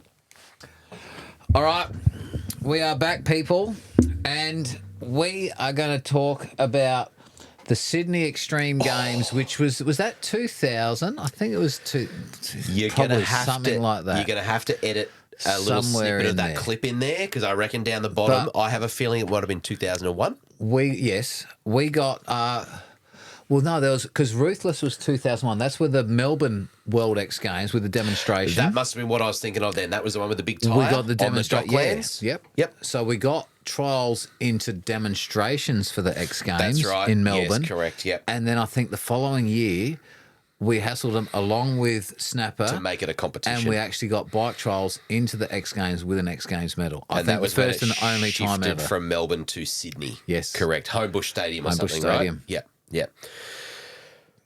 Mate. What was the first section of that like? Do you remember how Are you we went talking to about see the it? Sydney one? The Sydney, yes.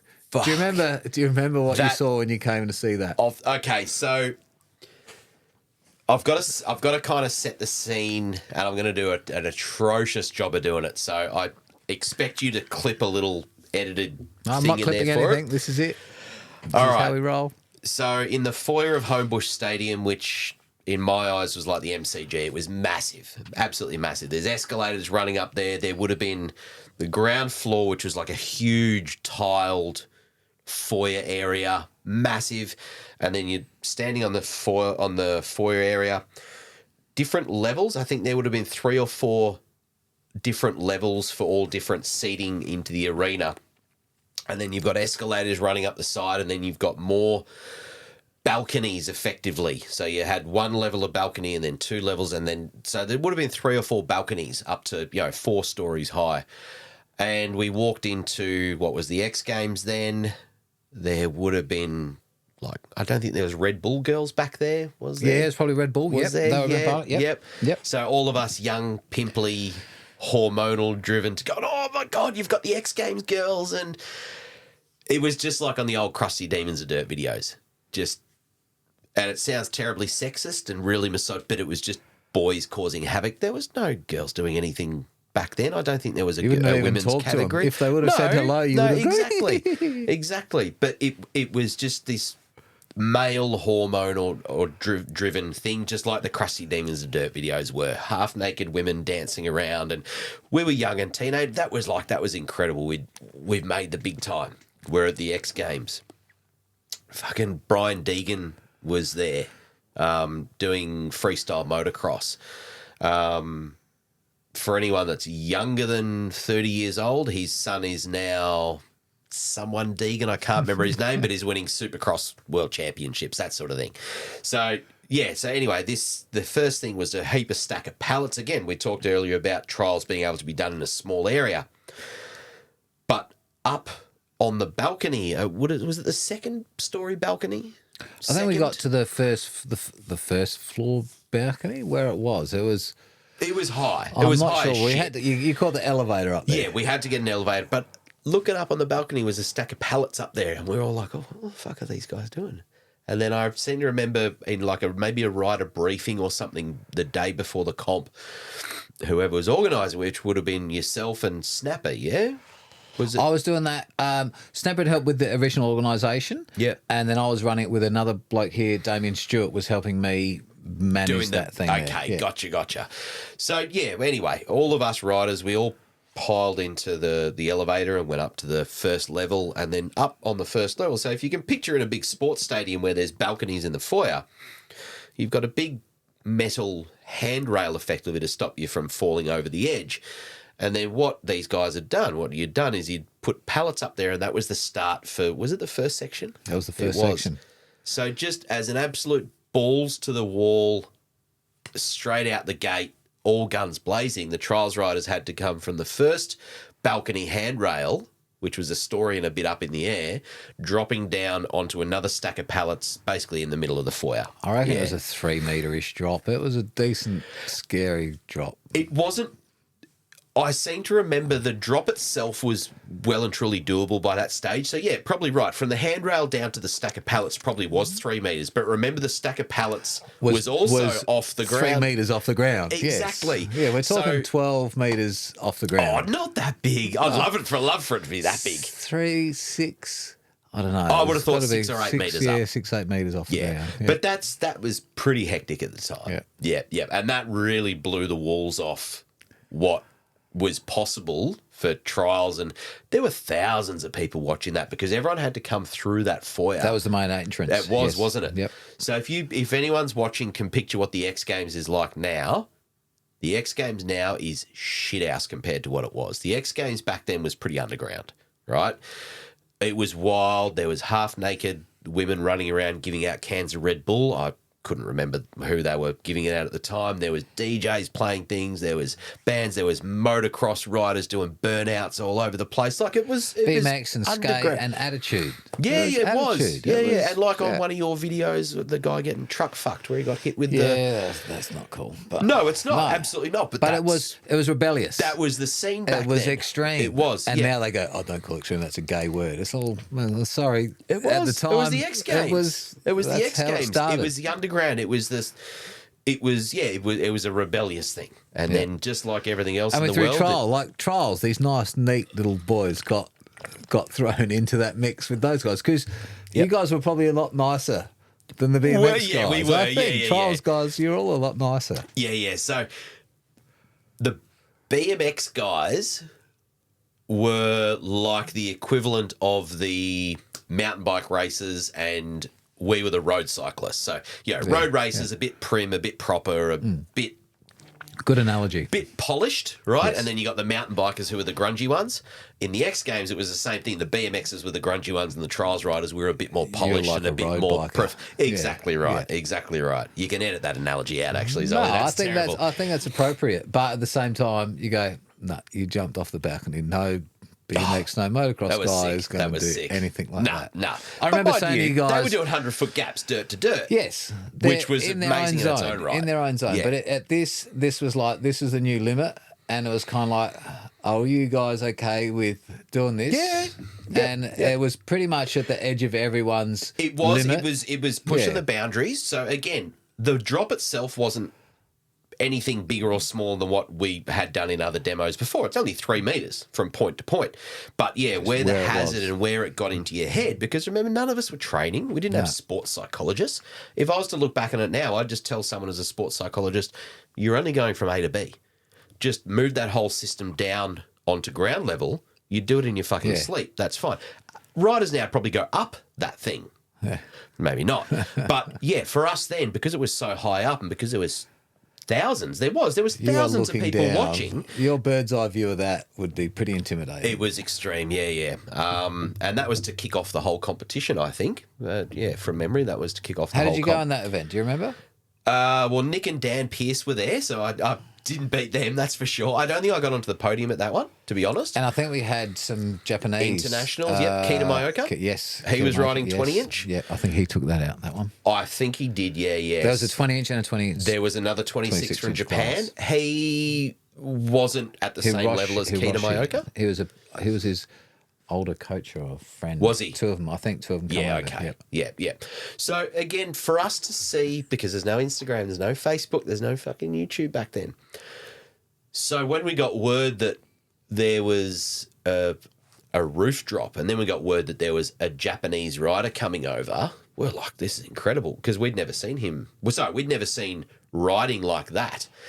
There was no videos or VHS tapes coming. Well, very rarely was there VHS tapes coming out of Japan with world-class level riding. I remember seeing, there was a picture in a magazine, and he was like in the rafters of a roof beam, and he's jumped off the rafter of a beam or something. I remember seeing a photo. Was that in Japan, or was that from Japanese? Sydney? No, it was a Japanese magazine. Yeah, okay. And there's this kid, like he's in the roof, and it's like he was a timber tiny roof too, frame, yeah?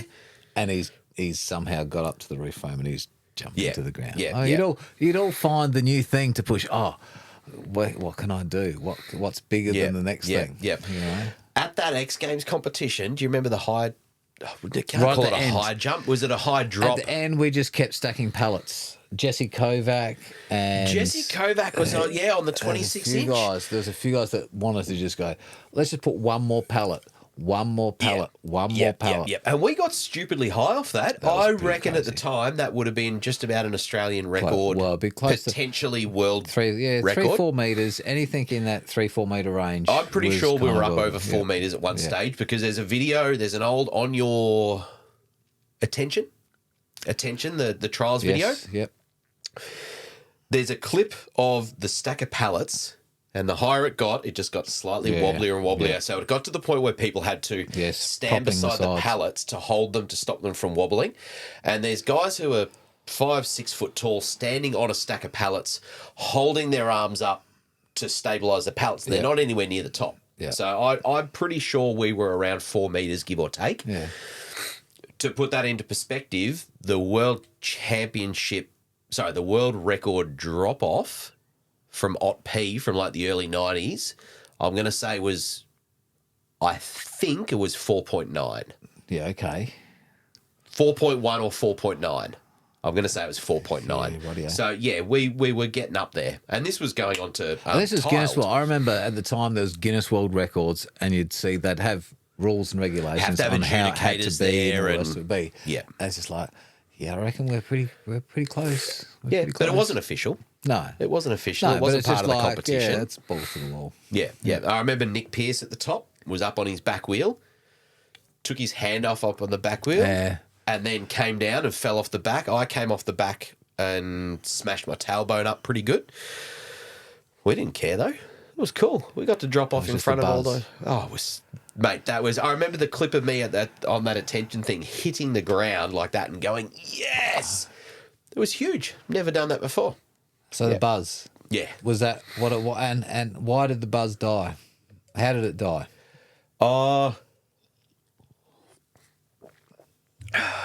For me, I needed something different.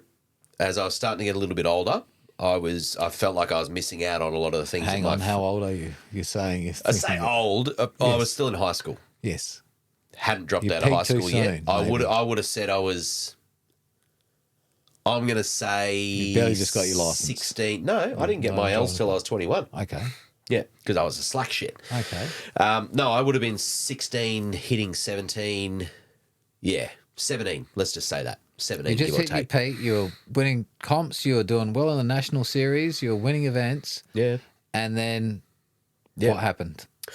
Oh, all my friends were going out chasing girls and chasing good times and out all weekend and stealing cars and buying drugs and getting a bit wild. And I wasn't.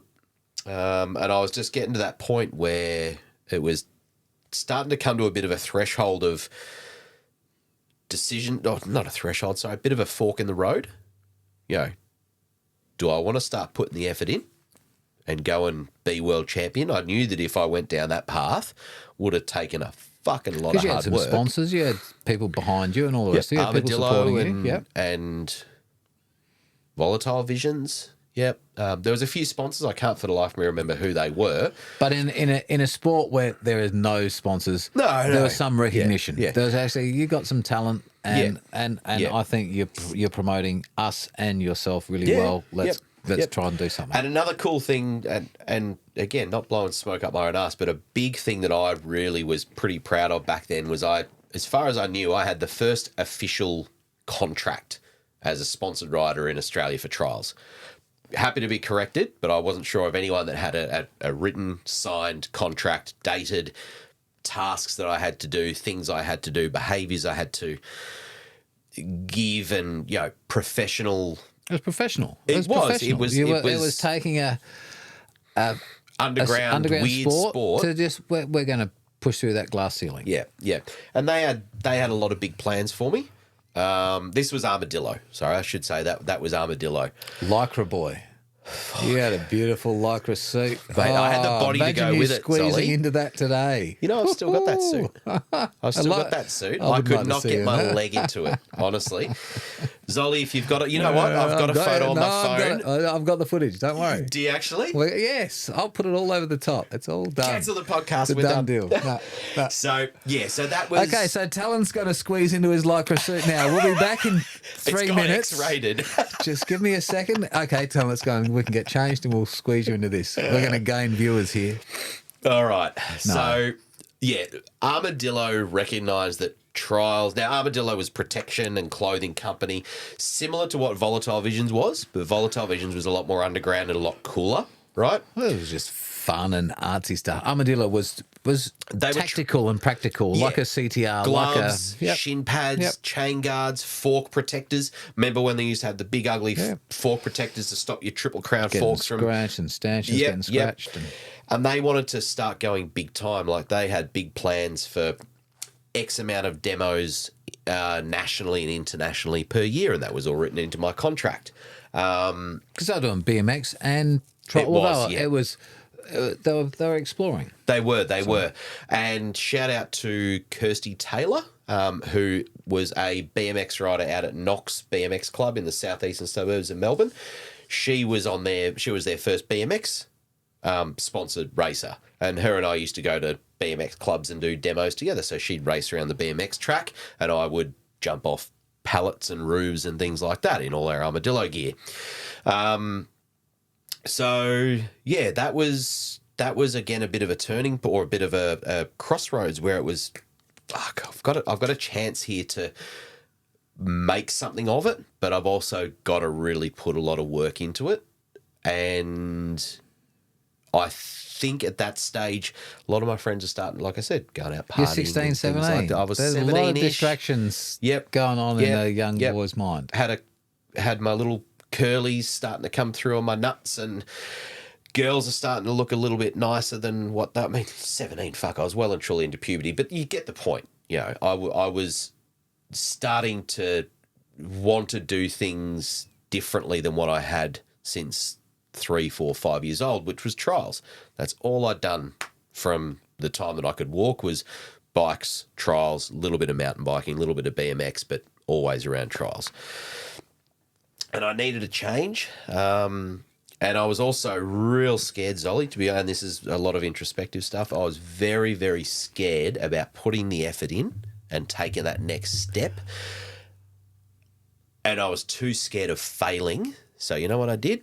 I told everybody, family, friends, I said I need a break from trials because I want to go and do teenager stuff. But it wasn't that. I was just too scared of putting in the hard work. Too scared of failure. Too scared of failure. Yeah. I could have been world champion. I'm not, no word of a lie. It would have been a fucking hard slog. It would have been a lot of training. It would have been a lot of effort. It would have taken a lot of financial assistance from companies like Armadillo and whoever else would have come along for the ride. And I was too scared of failing. So the cop out was, nope, I want to go and be a teenager. And I went partying and I got into a lot of trouble, and I was a terrible, terrible teenager because I went from being very, very good at riding and natural talent and natural ability of that to the complete polar opposite. I wanted to prove that I could do something great and something awesome that wasn't just trials. So I went and started selling drugs, partying. I was a good drug dealer, Zolly. I was a very, very good drug dealer. I earned a lot of money. I was the life of all the parties, and the same thing that had the parallels to trials. I had this natural ability at parties I could sell 200 or 300 pills in a night. I shouldn't be saying the next this. level. No, look, I love this honest conversation. This is real. Yeah, I was fucking good at it, Zolly. I was as good at partying and being a dirty, skanky raver as I was at trials. No shit. Okay, here's a question for you. How do you think your dad would feel about that, and how would you feel about that to your son? Put that in perspective. Oh, my dad hated it. And he knew about it? So he knew about it, and that was me towards the end of high school, year 10, 11-ish, starting to get in with the wrong crowd. It is. This is no... no, it's nothing different. No, this is no...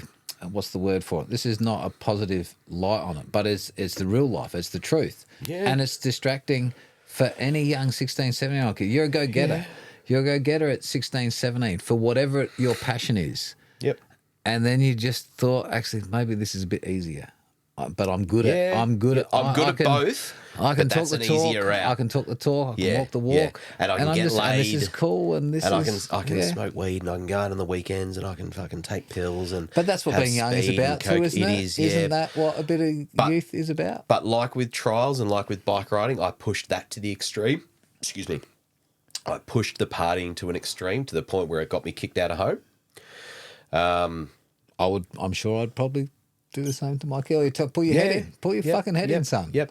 But saying that wasn't just an overnight thing. That was months and months and months of strain and stress on my dad and my mum. Sorry, both parents separated and both remarried. So effectively 4 parents to let down. Cause concern for. Yeah. So 2 households, 4 parents. And I was a little fuckwit, Zolly. Oh, what, you'd moved out of home at this stage? No, or what? I was on my way out, like, sorry, mate, you are starting to cause strain in the family. You need to go and sort your stuff out, sort of thing. And I was playing both sides of the family off against each other, just subconsciously. But I was doing everything I could to just terrible drug. Poor decision making. Terrible, poor decision making, yeah. And I can't remember. say it's terrible because your head's not even on your shoulders at that point. No, I was just doing it. Yeah. I was just cruising, right? Just cruising, In that natural zone. ability. Yeah. And you could float by on that for a few years. I'm sure. You can, but I went On a heavy shaky raft. and I went hard, real early, real hard. Mate, we'd be. How heavy can you get on this Friday comes to Monday. chat? How heavy can you get on this chat? Mate, let's keep it real. There was like. no weekends. We would be smoking ice majority of the nights, out at parties and warehouses and dingy toilets in the back of pubs in inner city places like that. Why? It was pretty full on because Why? it felt good at the time. That's it. Selfish. Fuck, it felt good at the time, Zolly. It does. Same rush as jumping off a balcony. And I'm not glamorising this at all. I don't think there's going to be any kids listening to this that are going to go, fuck. That probably lasts a lot longer. Jumping off a balcony, that hit will last you 6 hours, or I don't know, doing a big jump, that's the craziest thing I've done. That adrenaline is fucking magic. Yeah, it's adrenaline. It's adrenaline, isn't it? It is. You find it in another form. So, I remember coming home one night after a big multi-day warehouse rave, and this is back when warehouse raves were, cool. It was fun. cool. Yeah, it was underground. Just enough people. Just enough. And I was never there for the setup of it, but these are the sorts of places that people would go to Port Melbourne, for example, on a Friday afternoon, Friday night, break into a warehouse, set up the deck, set up the lights, set up whatever. People would go and do their thing, and by Saturday morning, everyone's out of there. Yeah. Couple of hundred people, and that's it. So I remember big weekend where we'd be up and awake for 3, 4, sometimes 5 nights in a row. Coming home middle of the week, and I was pretty fucked off hallucinogens. And I remember coming down my dad's driveway. I remember my parents are divorced and both remarried. And my dad met me halfway up the driveway, and he said, "Sorry, mate, this is it. You can't come home tonight." And I think I was either on acid or mushrooms. I think it might have been some mushrooms, which is probably the worst thing you can do after being awake for a few nights. Yeah, any hallucinogens. And I remember him stopping me in the driveway, and my stepmum was next to him, and the look on their face was, "It sucks, but we cannot have you home tonight." That's our line in the sand. That's probably the only way to describe it. And you're 4 or 5 days in. So you probably looked a mess. Oh, absolutely. Yeah. I had fat pants on and, coloured bracelets and all that, and spiky hair and skanky raver. Yeah, back when raving was semi-cool. You thought, furry pants back then was fucking all of that. Yeah, but, so, and that was like okay, what am I going to do now? And this was like middle of the night, like midnight, 1 a.m. The drug 2 a.m. or psychosis something. was not appropriate. No, not at all. And then that night, I got myself into a bit of strife. I did try and top myself that night. I tried to kill myself that night and was unsuccessful. And I called a friend and I ended up living with him for a few months. Started to get me back on the straight and narrow. Obviously, a lot of different things happened in between that time, but started to get me back on the straight and narrow. From memory, I was living in it was similar to this, actually. Just a little sort of shed off the back of his house out in Ferntree Gully. And yeah, started to get things back on track a little bit. Got a job in a call centre, which was a absolute lifesaver, godsend at the time. Looking back at it now, I couldn't imagine working in a call centre. How long was the time process from that night to turning it around? How long did that take? Oh, I fell in and out of a few bullshit customer service and sales jobs again because they were easier and I was good at it. No, but you're talking about a night. You're talking about a night you wanted to top yourself. Yeah, I did. Talk I did a little skip over less that, on that. But I'm not here to pry. Share what you'd like. But when did the decision come that was no longer appropriate? Oh, it was that night when that attempt failed. It was that night. That scared the fuck out of me. That if all had gone to plan at that time, it just would have been blackness. And luckily that was enough for me to snap. Something in my head went, well, that was fucking dumb. Whether or not I really would have gone ahead with it, I don't know. I certainly tried to. But without going into gory details of it, circumstances stopped it from going ahead, and it was out of my control at the time. But yeah, in my mind, that was me looking back. Maybe that was your destiny to maybe it was fail. Who fucking knows? Fail in that. Good failure. Yes. Yeah. So yeah, when that didn't eventuate, within minutes later, even though I was high as fuck, minutes later I went, fuck, that was dumb. That would have been over. Blackness, nothing else. And I decided, no, that's not cool. I'm sure I didn't say that's not cool at the time. But yeah, looking back now, I remember thinking, let's not do that. No. Let's not do that again. That was pretty scary. And you've never gone back that?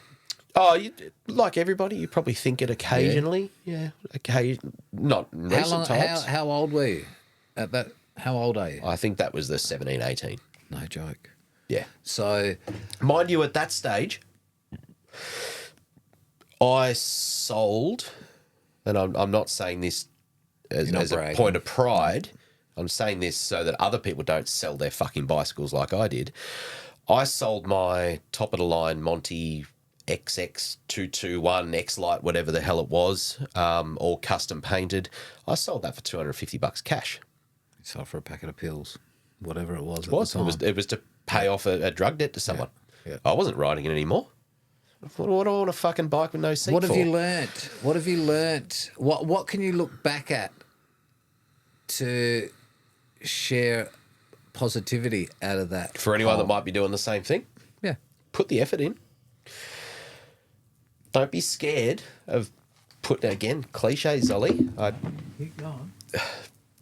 You know, stereotypes are stereotypes for a reason. Cliches are cliches for a reason. Keep talking, don't worry about Okay, I wasn't sure if everything cut off. I thought you cut me off, Sully. No. Stuff don't worry about. Look, cliches are cliches for a reason. They've earned that title of being a cliche and a stereotype. Don't be scared to put the effort in, and don't be scared to absolutely fuck up and fall on your face. Yeah, otherwise you don't know what's going to be. You don't know what could have been. Okay, so sorry to be inappropriate and standing up and trying to turn cameras on in the middle of it. Zoe, that was probably the break that I needed. Conversation. I appreciate you being vulnerable and speaking about stuff like that. Actually, let's get cool. Get a bit of warmth in here too. Yeah, so It's starting to chill down in here. That's okay. I appreciate your vulnerability. And what's a great takeaway looking back? Like, I would now be in a good position. I'd like to think that I'd be in a good position to help anybody else, whether it's friends that might need some help that are going through some shit, or God forbid, my own son, right? My son has just turned 12.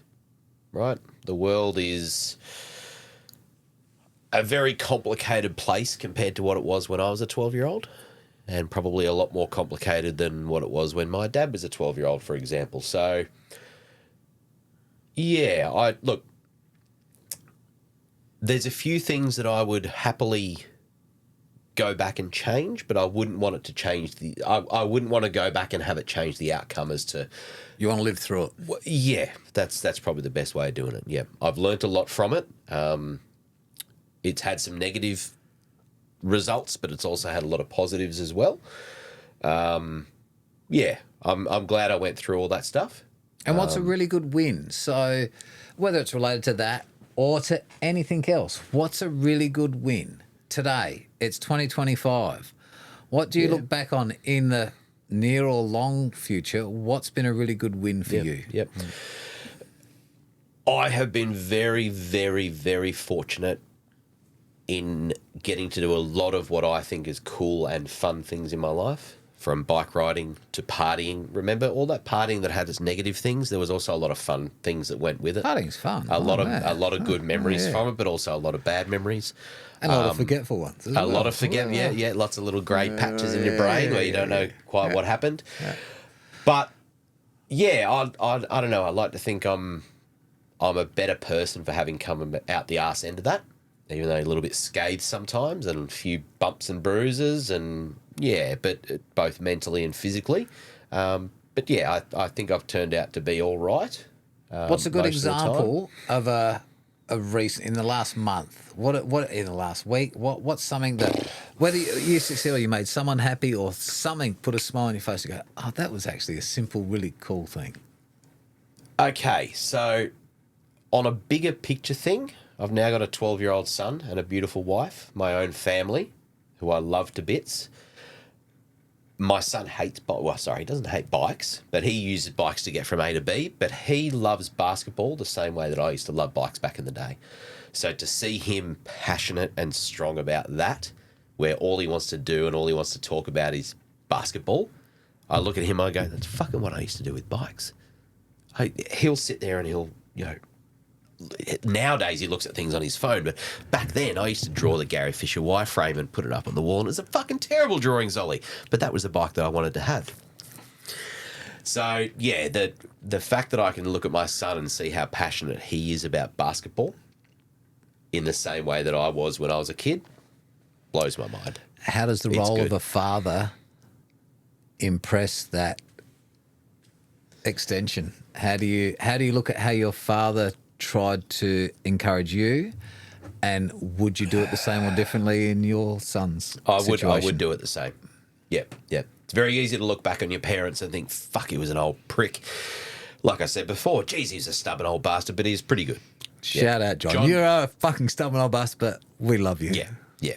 John was good. John and I have had a few, this is my old man, we've had a few issues in the last couple of years. For all the record, I think John's a great bloke. That's my from the support I saw with you. I could see it as a little 100%. bit different. I thought he was hard and it was tough. He was a tough dad, but fucking good dad. No, and look, and any issues that we've had in recent times completely separate to the support that I got from him as. But then when I how was do you younger. go? Oh, actually, I'd be the same to my son. Does that make you look at it differently? Yeah, it does. It does, Ollie. So, yeah, look, my old man bent over backwards and sent himself broke countless times getting me to events, repairing my bike. That's actually how grip sport came about, was I was constantly cracking and breaking bikes and doing damage to them, and he had an old welder in the factory which he used to repair the bikes. He would a crack on a seat tube or a chainstay, for example, he would clean it up, weld it, heat treat it, weld a new gusset in and get it powder coated.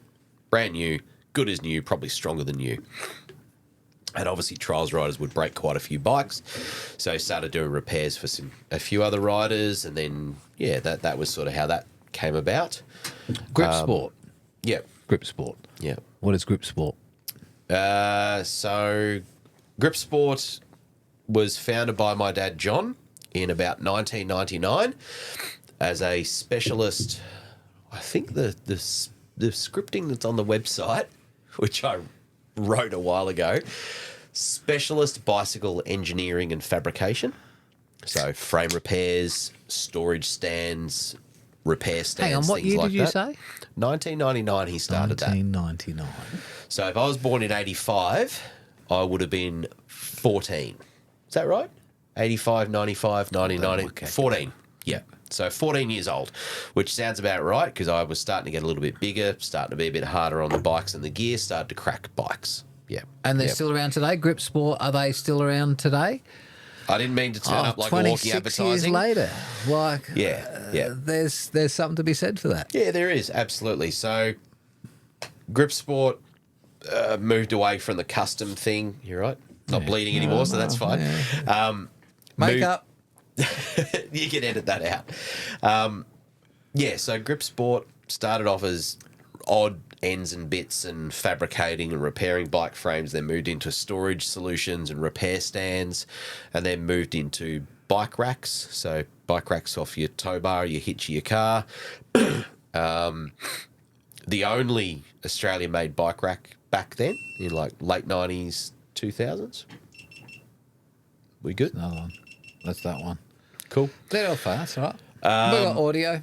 Cool. And then Audio is good for faces like yours and mine. that's fine. All good. I even shave for you, Zoe, so that's good. That's good. Don't worry. A lot of the old mountain bike clubs, the old shuttle trailers, like the Fat Tire Flyers, they would have the big, long shuttle trailer that's all sheet metal or cage metal, and you have the crank sliders, you know, those old styles. That was an old Grip Sport one. And then evolved into bike racks and other custom ways of carrying bicycles and things like that. And what is it today? We're now the 26 years later. biggest bike rack manufacturer in the country. I joined during COVID to give him a hand in the warehouse. So I was in hospitality for 16, 17 years running restaurants. We could do another podcast on hospo horror stories. I've got tons of disgusting, horrible horror stories about hospitality, but we can do those another time maybe. When COVID hit, obviously restaurants just closed down overnight. I was out of work for Because you 2 or are, 3 again, months. the listeners joining in, you lived in Melbourne through COVID, which seemed to be the worst place in the world that anyone could be. Look, our family, my beautiful wife Helen, beautiful son Bayer, we actually had it pretty good, all right? A lot of people in hospitality used it as a chance to get their foot out the door of an industry that was known and constantly underpaying, physically and emotionally abusing staff. Hospitality in Australia for a very long time was a pretty rough industry. It was notorious for underpaying people. When at my peak, when I was working and running in some of what at the time was the best restaurants in the country, I wouldn't do any less than about 90 to 95 hours a week. Okay, tell us, spend a minute, hospitality. Yep. How yep. and when and what happened there? So, couple of years after moving out from my mate's place in the similar setup to this, in his little back shed area, I was looking for something to do. I was like, fuck, do I want to do an apprenticeship? Do I want to be a builder, plumber, sparky? I was like, nah, it's all a bit fucking boring, to be honest. Not really the sort of thing that I'm interested in. Don't get me wrong, I had friends who were doing it, but I was like, that's not really me. Love food. Always loved having a good meal, and I think a lot of that stemmed from when I was out of home and I didn't actually know where my next meal was coming from. So when the opportunity came up to get a job as an apprentice in a restaurant, I went to the best restaurant that was happening at the time in Melbourne, which is a restaurant called Rockpool. Started my apprenticeship there, moved to another couple of really good restaurants. I've sort of worked my way around really, really good restaurants around Melbourne at the time, worked for a lot of horrible people. How do you start? How did you start doing that? It was a case of walk in with what was at the time a pretty shitty resume. Walk in at the time. I was early 20s then, 20-something I'm going to say 20. And at that stage, most chefs had started their apprenticeship at, say, 14, 15, 16. So I went in slightly older, basically just begged and grovelled. And there was a position in the kitchen. You've stopped your partying days, and now this is the new version of you. Yep, absolutely. I'd met my then girlfriend, now wife, Helen. We'd started dating. And, I needed a career. And because I'd always struggled for the last few years to know where the next meal was going to come from, and I was fucking hungry. Like, I like good food, so not having a regular meal was quite off-putting. So I said, fuck, I love cooking. I love food. I'm going to go and be a chef. And it's the old cliche of you never know what it's like until you're drowning in it. And I fell head over heels in love with the rush of a kitchen. And again, my old head chefs back then will probably say the opposite to this. I was good at trials. I was good at taking drugs at partying. And I thought I was a pretty fucking good chef as well. Shout out to my old chefs for putting up with me, because I was a terrible cook back then, right? I could not organise myself. I could not organise a section. I couldn't cook a piece of fish to save my life, but fuck, I gave it a good shot. So cooking took over my life, and it was my life for 16 odd years. So a lot longer than trials. About the same length, give or take. Oh, yeah. Professionally, yes. A lot longer. Yes. Yeah, and I was getting paid. But hospitality at that time was notorious for long hours. People talk about the long hours that are happening now post-COVID, as in after COVID, but before COVID, it was standard to do a part-time week would be 50, 60 hours. Part-time week. If you're working in a fine dining restaurant, which was like, that was where the good chefs wanted to go. That was the X Games of cooking. That was the Trial of Champions of cooking. You want to go and work in the best places for the best chefs. You want to go and fucking ride with Marshy. With the best. You want to compete against the best. You want to see where you're at. Yep. I wanted to go and work with Scott Pickett. Scott Pickett was running a little tiny fine diner restaurant in Melbourne at the time. 40 odd seats or something. He now owns about 9 or 10 restaurants in the city. Spread himself a bit thin, but back then he was the guy. He was Philippe. This is going to go over a lot of people's heads. Paul Bocuse, the grandfather of modern cooking back in the 70s and 80s in France, had 3 Michelin stars for like 3 decades or something. The pinnacle. He was the Haute P, right? He was the Haute P in the Hans Ray. He had a French protege who he sent to Australia to open up some restaurants called Philippe Michel. Philippe Michel then became the pinnacle of Australian restaurants.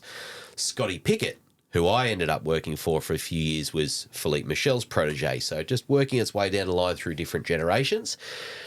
And I wanted to work for the best. And I was young and I was hungry, and both physically and emotionally hungry. And I was happy to put in long hours. Can you say the C word on here? Say whatever you want. Mate, we got fucking cunted. Day in, day out, we got cunted. Constantly understaffed, underpaid. Average 90 to 95 hour weeks was stock standard. Every weekend, every night, you'd be in at 6 or 7 in the morning. You wouldn't get out till 1 or 2 every morning, the next morning. But fuck, it was good. We learnt so much. Scott Pickett was also the saucier chef or the sous chef for a chef in London called Philip Howard. He had 2 Michelin stars for like 15 years or something. So this is like the Formula One of restaurants, and I wanted to go and work for the best people, and I had the energy and the drive then, and it was good. Yeah, it was good. It was hard. You weren't earning a lot of money, and then my beautiful wife got pregnant, and I decided to take a step out of restaurants and did a little bit of catering and some more favourable hours for the family. How did we get onto this? I sort of went off on a tangent. I'm sorry. Keep going. I love it.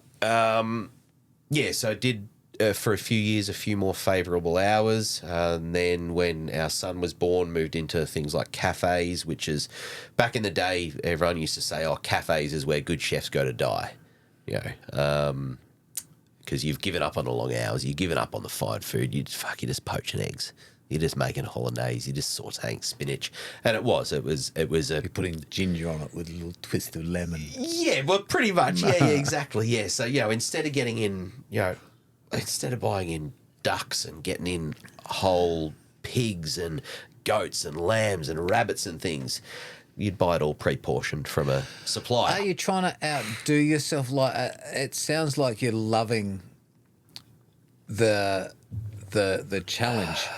When you go to a cafe, you're trying to outdo yourself as a chef, or you're trying to just provide appropriate, simple meals? No, we tried to outdo it for a little bit, and it wasn't sustainable. Less equipment, less staff, less hours. You can only do so much in a day. And me and a couple of other chefs who I came up from the original restaurants from went and started running this cafe, and we just burnt ourselves out because we were trying to do fine dining food in a cafe environment in cafe hours, and it wasn't sustainable. So did that for a couple of years. In Melbourne, though, in a healthy city with a good culture on fine dining. Oh, don't get me wrong. The cafes there were fantastic. We were running and doing some of the best cafe food in the country then. But it was still just variations of eggs on toast, not the most satisfying thing. And you can only see so many tables, and there's only so many eggs you can serve at breakfast. So that wasn't overly fulfilling. And then I started a bit of a consulting gig, which was I'd have cafes and restaurants come to me because I built up a bit of a reputation as having good food. I could cost a menu. That's an important thing, making sure the place isn't going broke every time you serve a plate of food. So a lot of chefs can cook really good food, but they can't manage a kitchen, they can't run inventory, and they can't cost a dish. So you should be able to look at a plate of food and go, that portion of lamb there costs $4.80, that portion of side there costs 84 cents, that portion of sauce is actually $8 because it's cooked down from there. Anyway, you should be able to look at that and within 30 seconds cost a dish. So you got really good chefs, you got really good kitchen managers. And I sort of had a bit of best of both worlds because I'd worked for some really good chefs who taught me how to cook, but they also taught me how to cost a dish and how to run a kitchen. And so I started a consulting business, which was exciting. I went from cafe to cafe and restaurant to restaurant, training their staff, teaching them how to write new menus, teaching them how to cost a menu, how to basically get them from the red financially into the green. And then I'd move on to the next project. And then COVID in Melbourne hit, right? And honestly, by that stage, I fucking hated hospitality. I'd done it for over a decade and a half, something like that. I wasn't doing food that I got into hospitality for. I got into hospitality. It sounds wanky, but I got into hospitality to put the best ingredients on the plate in a big, grand dining room and work for the best chefs, the Scott Pickett's and the Neil Perrys and, the Kyle Dudys and guys like that. And I did work for them and I ticked them off on the resume, but then I just kept taking steps back because I was just getting tired and exhausted. And it's the same thing with trials. If I wanted to be a great chef, I was going to have to keep putting in the hours and keep going on with the grind and the graft. And I just, after 15 years or 16 years, I went, fuck, COVID's here. Now I've got a chance to sit on the couch. And I did. I sat on the couch and I got that. Got a good, healthy gut there. I did. I've never had a gut in my life, Sully, and I've never lost it. I had one and I was like, I love food. I love food. That was how we got onto this when we're talking about COVID in Melbourne. Everybody says that COVID in Melbourne was the strictest lockdowns, and they were. But for people in restaurants like me, it was the best thing that happened. I feel terrible for the people that died. I feel terrible for the people that... Because it forced you to reinvent yourself? I didn't have a choice. I didn't have any other choice other than first was just stay home, mate. You can't do shit. Stay home. You don't have any other choice. You have to stay home. So, yeah, it forced us to reinvent. My wife was working from home. I woke up in the morning and went, fuck, that's a nice bottle of wine. I'll have some of that. I went to the markets with a mask on and social distancing, and I bought whole ducks and I made a duck terrine. I hadn't made a duck terrine in fucking 12 years since I was an apprentice. Oh, the passion came back. Yeah. And you know what? I never went back to restaurants, and I've never loved cooking as much as I do now that I don't do it professionally. I love food, Zolly, as you can probably tell. I have come to Adelaide for a trip, working for Grip Sport, and every night I've taken myself to a nice restaurant. What's That's what what's I a good enjoy one doing here? now. What have you found here in Adelaide? Today I went and got fucking yum cha, Zolly. Okay, I yeah. went and got a good yum cha. It was called Ding Hay or Dong Hay or something like that, right near the market, right near the central market. I had some nice steamed prawn dumplings. I had this beautiful bit of steamed, battered eggplant, sliced really thin, battered in like a really light batter, but then inside all of that was chopped up ginger and minced up prawn. So it was like a big fried dumpling with beautiful soft, and it's all anyway. And you'd know the difference. You would know the difference. I love good food now, and I enjoyed that. But it's not your profession now. What? No. What? I what's work your- for Grip Sport now. So when I was out of work for a few So- months, my dad called me out of the blue and he said, right, get off your ass, you lazy little fucker. We're making bike racks just down the road from you in Thomastown. Factories running full bore. They've got welders, laser cutters, robotic welders, brake presses, pipe benders. What year, roughly? What's the year? This would have been first lockdowns, 2019, 2020. to something like that. 2020, Yep. something like that. Yep. Full warehousing facilities, a whole lot, and they couldn't keep up with the orders. And he goes, oh, fuck's sake, can you come and give us a hand? Get off your ass. Give your wife a break at home, because mind you, my wife Helen working for Telstra. You're She's just a cooking corporate. you're just cooking food for all the Mate, time. I was just sleeping in, drinking wine, and cooking whatever I wanted. I didn't have a job. I was getting paid $700 a week by the government to sit That's at how I home. stay at home. Yeah. Mate, I can do that.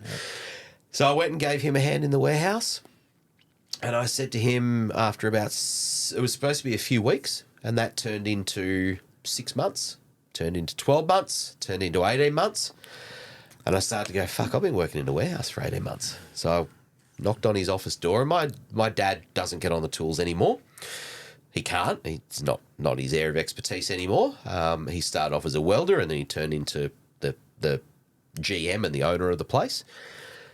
And I said, I'm getting a bit sick of the warehouse. What else is there? Is there a sales role? Can I just get out of the warehouse? I hate it. Like, it's just boring, repetitive, cold hands all day, cutting myself on fucking cardboard boxes and taping up orders. And it wasn't for me. I got a lot of respect for anyone that can make a career out of warehousing. It takes like organisation, constant repetition, which is kind of what restaurants were, but it wasn't working with food, so it wasn't something that I could keep energized with. And he goes, we're not really growing enough. We don't really have a sales role or a customer service role that'd suit. And then eventually one came up as people in Australia couldn't go for overseas holidays, they started buying more caravans and putting more money into caravan and camping and lifestyle stuff, which is when Grip Sport really started to go and expanded and grew and grew. And in the space of about 12 months, they would have gone from, say, 80 dealers in Australia to maybe 120, 130, 140. And then I went into a sales type customer service role, helping people with installations and what bike rack suits their needs. Caravan industry continued to grow. I moved with Grip Sport from a small manufacturing site to a bigger manufacturing site in Campbellfield, which if anyone's in Melbourne, they would know that it's like Caravan Central. So all the big caravan brands are manufactured in that area. So it was kind of where our main business was. But my old man was sort of whispering and talking about selling the business. And by that stage, I'd moved into a national sales manager role. So looking after customer service people, sales, service, and all of our dealer network. And I managed to get the dealer network up to where we are now, which is 370 dealers around the country. Part of the reason why I'm in Adelaide now is come across to see some dealers. And my old man, while he was a very, very good engineer and good problem solver and a good person manager, he wasn't the best at business side of things. Business is a whole different world. Yeah, it's a different skill set. Once you get to a certain level, Yeah. once you're a small fish in a big pond, Yeah. it can Yeah. struggle. So I've started to find good challenges that sort of mirror the challenges that were in hospitality at the time. So I've taken a lot of the stuff that I've learned in hospitality about organising this, and as dorky as it is, spreadsheets and how to formulate Making a it line proper up, making email it and work. Yeah. how to make things work. And See the same- patterns. Yeah, exactly. patterns. Yeah. And while I'm not all that great with some number side of it, I'm really good at certain aspects, which has helped grow the business. And then my old man got pretty crook.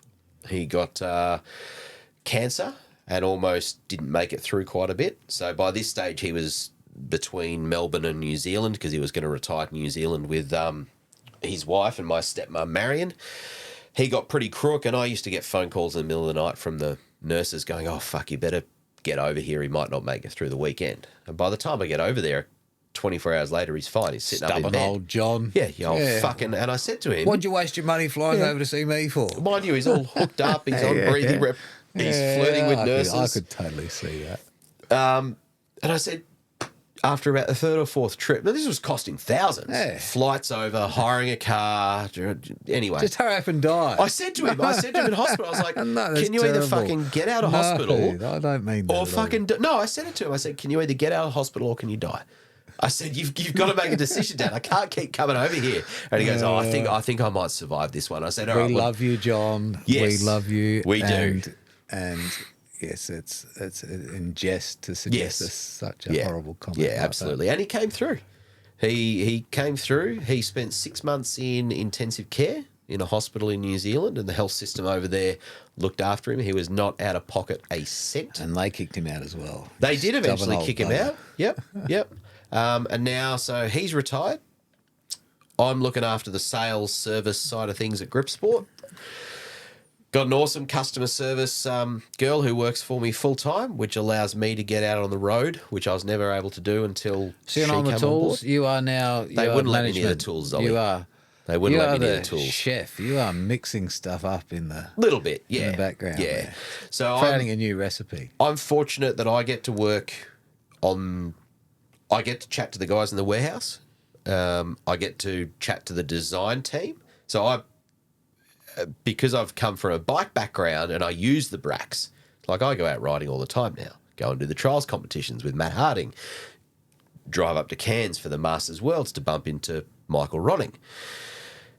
Because I'm using the racks, I can go to our design team and say, look, this works really well, but we should try this. And then in this situation. Yeah, and he brings his own expertise and goes, well, actually, that's a silly idea, but you've made me think of this now.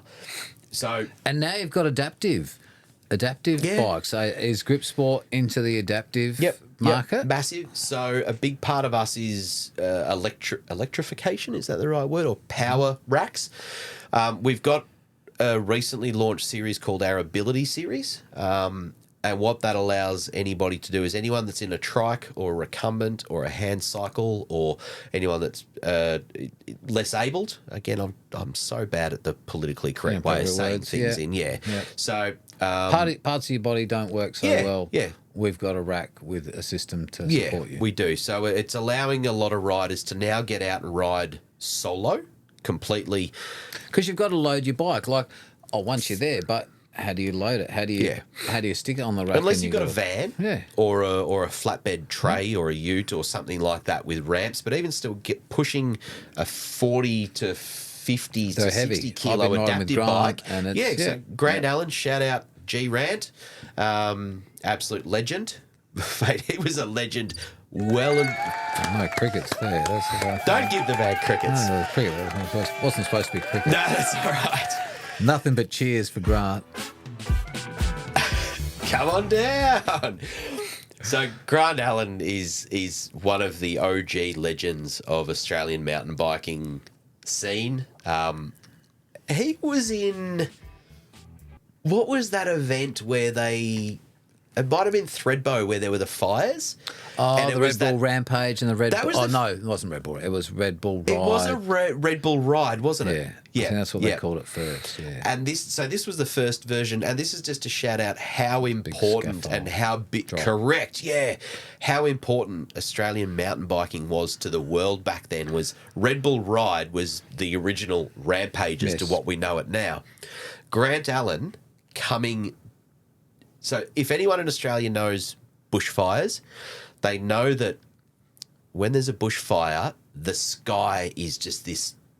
It's beautiful. It's scary, but it's beautiful. This deep, dark, orange-red colour just surrounds the entire state. I'm pretty sure it was Thredbo, wasn't it, yes. where they had this? No, Canberra or Thredbo? Canberra. Okay. Outside of Canberra somewhere, yep. So the entire state covered in bushfire and the aftermath of bushfire. The entire state was tinged this like horrible but beautiful orange colour. And up in the hills was this free ride mountain bike competition where people on these downhill bikes were just hurling themselves off 4, 5, 6-story high scaffolding and doing big gaps and then riding on small channels through the woods. And this is just a shout out to Grant Allen. He was the pinnacle of Australian free riding back then. He was the only guy. Was he the only guy that was doing it? They had the best in the world. He was the only Aussie. Everyone else just looked at it. Well, Aussie, European, French, it doesn't matter what nationality. He was the only guy that said, give it a shot. I reckon. Everyone else went, no fucking way. Yeah, yeah. And he went, yeah, all right. Yeah. Was he riding like an old Kona Stinky Kona, Deluxe or something? Yeah. Whatever it was, I can't remember. High-vis vest. Yeah. He showed them all. It was the yellow high-vis vest. And he got this huge time. double-page spread in Australian Mountain Bike magazine. Mate, as a kid, that shit was on my wall. I looked up to Grant Allen and Kovarik and Rennie and Ronning and then Sam Hill, the next generation, and Grant Allen's one of the guys that I looked up to. So anyway, There's different facets of the sport. Like we're talking, you're a trials rider, but there's kudos to the downhill riders. There's kudos to the BMX riders. The people that push the limits, push the boundaries in a kitchen, in a business. There's always a little bit of overlap. A little bit of overlap with some of them. That tenacity in, I'm driven. For this 2 years of my life, this is my passion. For the next 2 years of my life, this is my passion. Yeah, you know, exactly. You got to fucking give it everything, don't you? Yep, absolutely, Yeah. absolutely. So, where would we get to? Yeah, so adaptive bikes, like the sort of rigs that that Grant Allen rides, for example. So, I don't know much about Grant Allen's injury. You're probably the man to talk about that, how that came about. I don't know It's enough all in the about past it. now. Yeah. Yep, He's injured, absolutely. he's moved on with it, and he's living life to the fullest. Yeah, absolutely. So, we design and test and manufacture a range of products that allow riders who have an adaptive bike or a trike or less use of their legs or their arms or their neck or their back or anything to get out and ride assisted.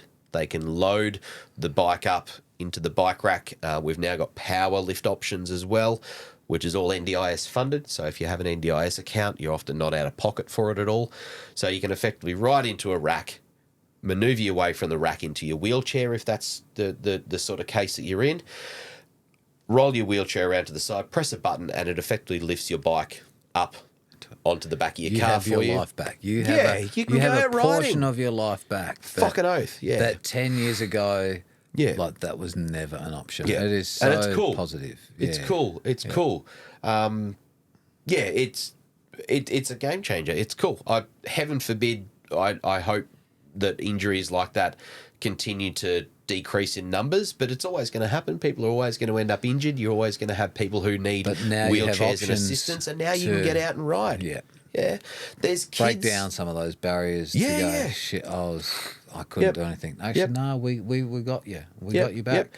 There's kids now so I was, where was I? I was in Warrnambool last week, and there was a slip lane off the side of the freeway coming through Warrnambool, and there was obviously a carer or maybe a parent or a brother or someone riding with a young kid who, for all I know, could have had multiple sclerosis or something, but he was riding on a trike, so one wheel at the front, two wheel bike on the back, so it's nice and stable, and he was just cruising.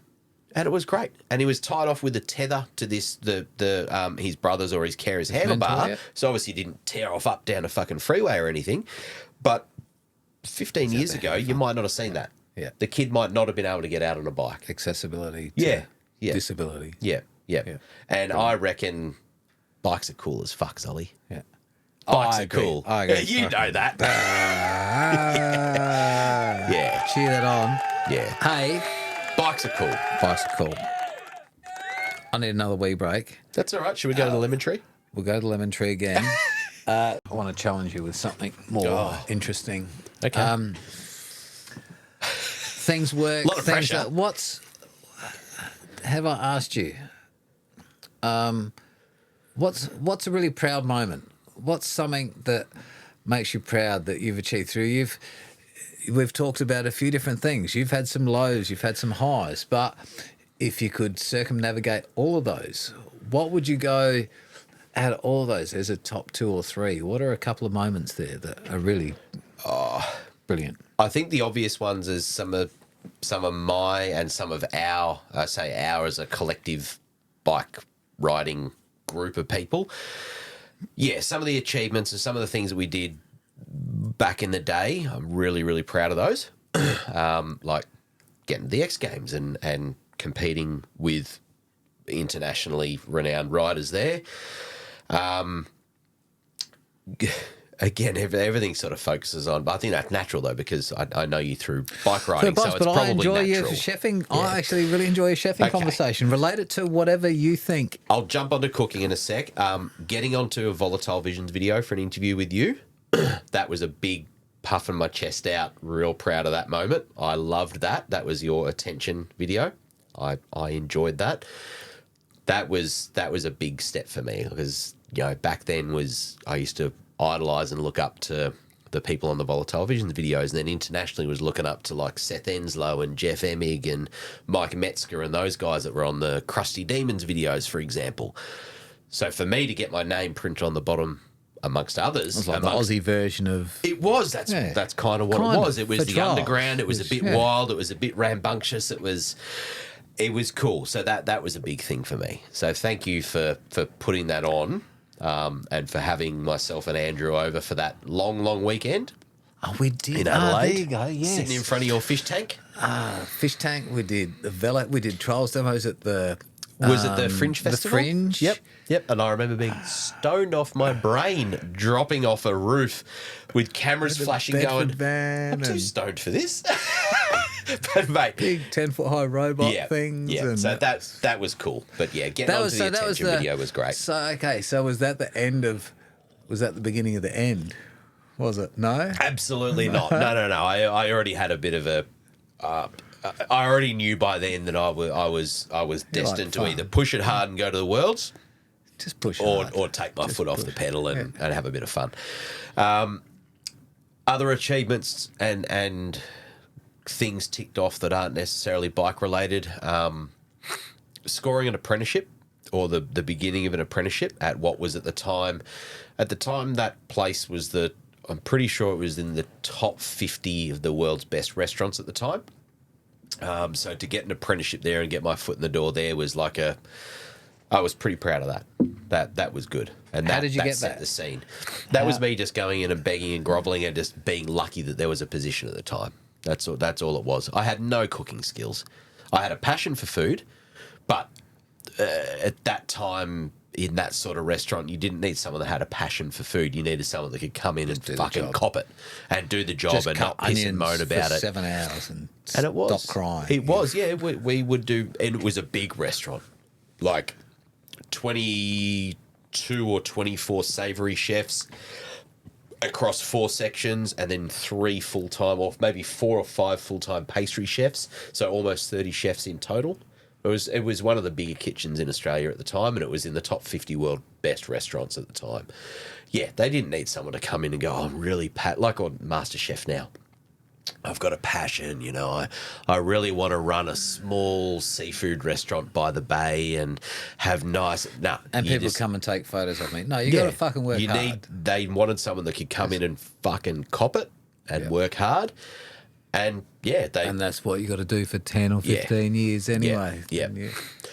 So that was another proud moment to get to there. I actually went back to that same restaurant group after a few years of abuse in other restaurants, and I was like, fuck, I need a bit of a break because I'm just so mentally exhausted. So I went back to the same restaurant group. The sous chef at the time in the first restaurant, his name was Ben Pollard.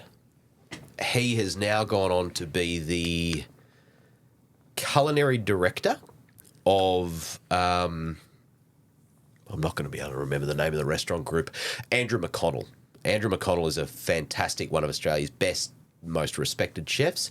This guy, Ben Pollard, is now the culinary director for all of Andrew McConnell's restaurants. Andrew McConnell's the face of it, but the brains and the smarts and the design and all that food side of it. Of dedication. It is, and it's instinct. Understand the intricacies. Yeah, it's instinct as well to be able to look at something and go, right, that goes with that, but it's not going to go with that. It's a seasonal dish. It's appropriate for our location. Exactly. And there's so much to it. I went back to that same restaurant group when I was at the tail end of my apprenticeship. So it sort of bordered the start of my apprenticeship.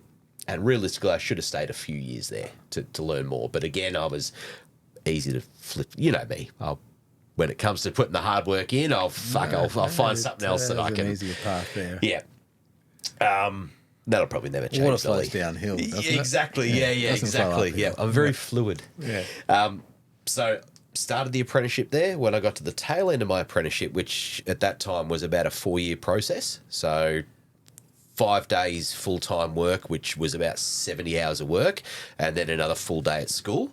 So it was You only do 70 hours in a day.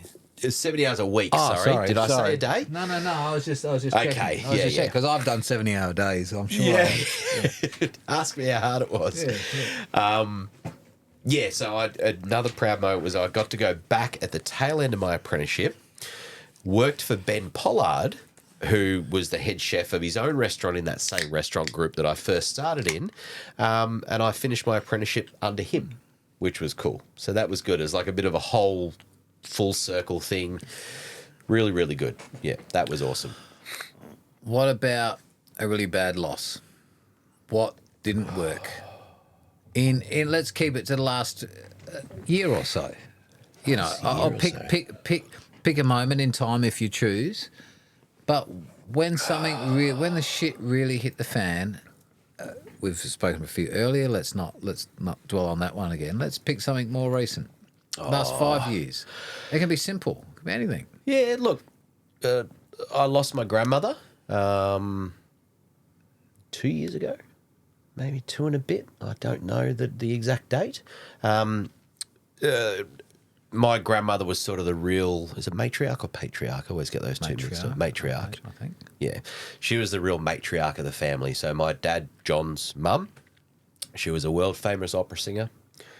She taught singing and piano, classical singing, classical piano right up to her 90s, give or take.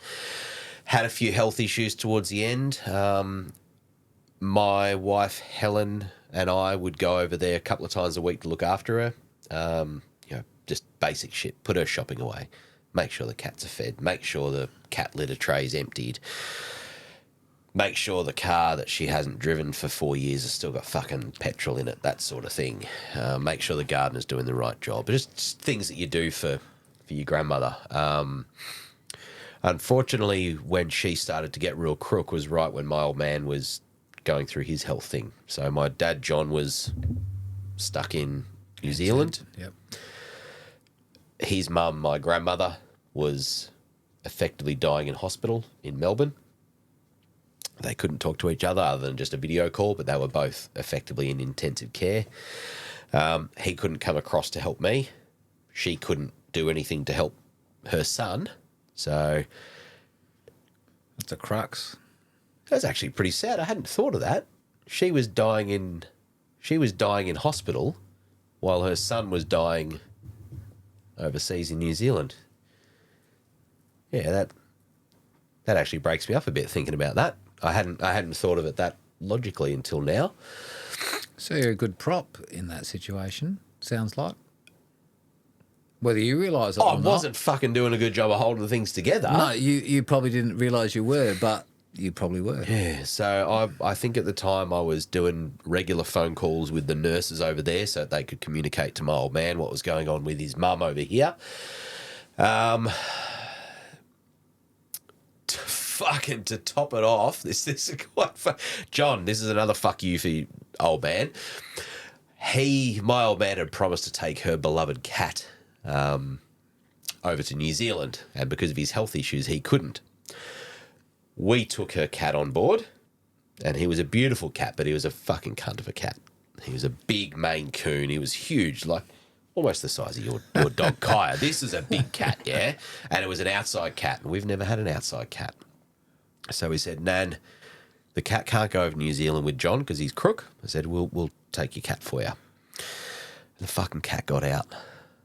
We've only ever had inside cats. This cat got out and it bolted and it never came back. never came back. So even after, I can't remember what happened. I think my nan had already passed away at that stage, so we didn't have to give her the bad news that, sorry, Nan, your cat's actually bolted. Don't get me wrong, this cat will survive. Like, this cat's fine. This cat only leached off her for the free food.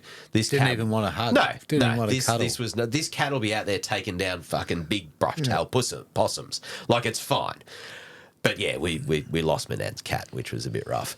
So yeah, that was probably a most recent bit of a kick in the teeth, was Nan dying, having to organise the funeral side of it, all the while my old man was pretty much dying in hospital at the same time. He's lost his mum.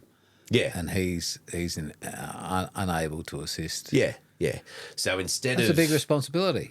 Yeah, it was pretty rough. So instead of him having to hold his, because I was there in the hospital bed when she died as well, I was spending a lot of time there. My wife was doing a lot at home, getting my son to school and all that sort of thing. I would cook myself in the hospital and we'd swap. So we're a good tag team like that. But yeah, she died while I was holding her hand. It should have been her son who was doing that. But unfortunately, he was sick as a dog and couldn't be over.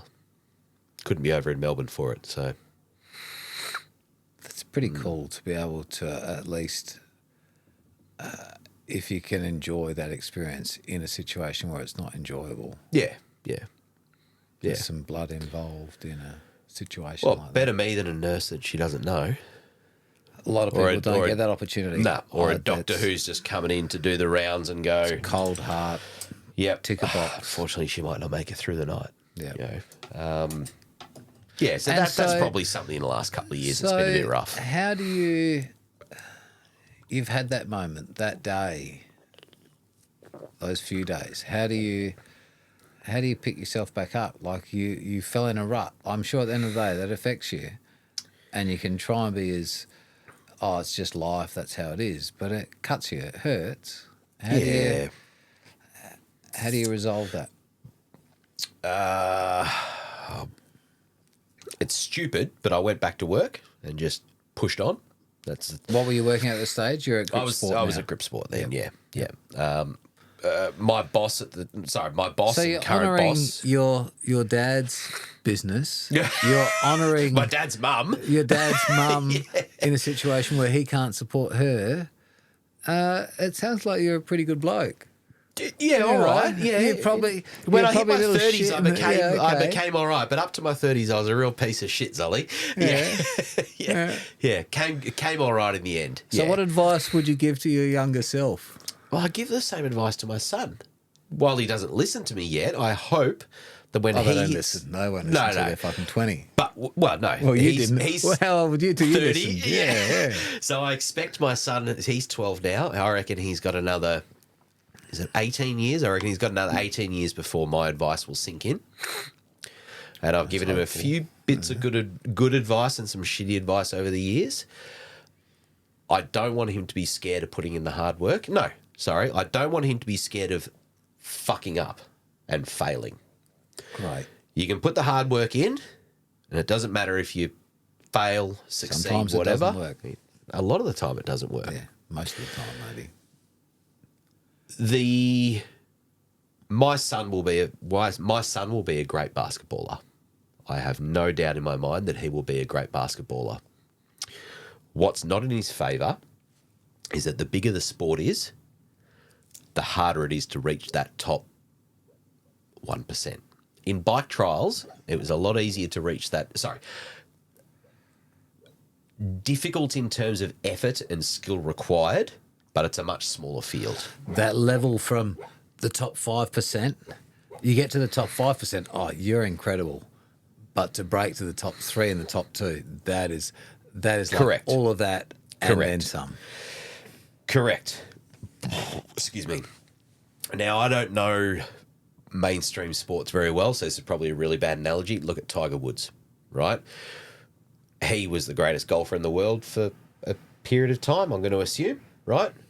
But in that top 1 to 2% of golfers, there's probably a million golfers who are in that top scratching 5% that, who are right there, And they're right? training weights in the morning. They're getting up at 4 in the Yep. gym, and they've got a diet. Yep. They've got this. They've got that. They Yeah. neglect their family. They neglect their wife. They neglect Yep. their partner. I'm Yep. dedicated to this, and they still finish 5th. Yeah, exactly. But that 5th, that puts you into the top 1%. So anyway, my son will be a fantastic, great basketballer at one stage. I want him to know that it's going to fucking take so much effort for him to make a good, fulfilling, solid career and a solid life out of it, because it's a big sport. It's a big sport. And I don't want him to be scared of the failure and not go through with it like I did with a few things in my life. What scares you today? Now, Yeah, what scares you? fucking hurt myself on the downhill bike. Well, that's nothing. No, I know, That's but just it a hurts a broken lot bone more or now. a knee. Yeah, that's just a bit No, of pain, though. No, what really scares you? What scares me deep down in my heart and in the pit of my stomach is I don't want my son to ever not have... I don't want my son to ever not know where his next meal is going to come from like I did, because that's pretty scary. I don't want him to ever think that he doesn't have a roof over his head in my house, like I didn't for quite a while.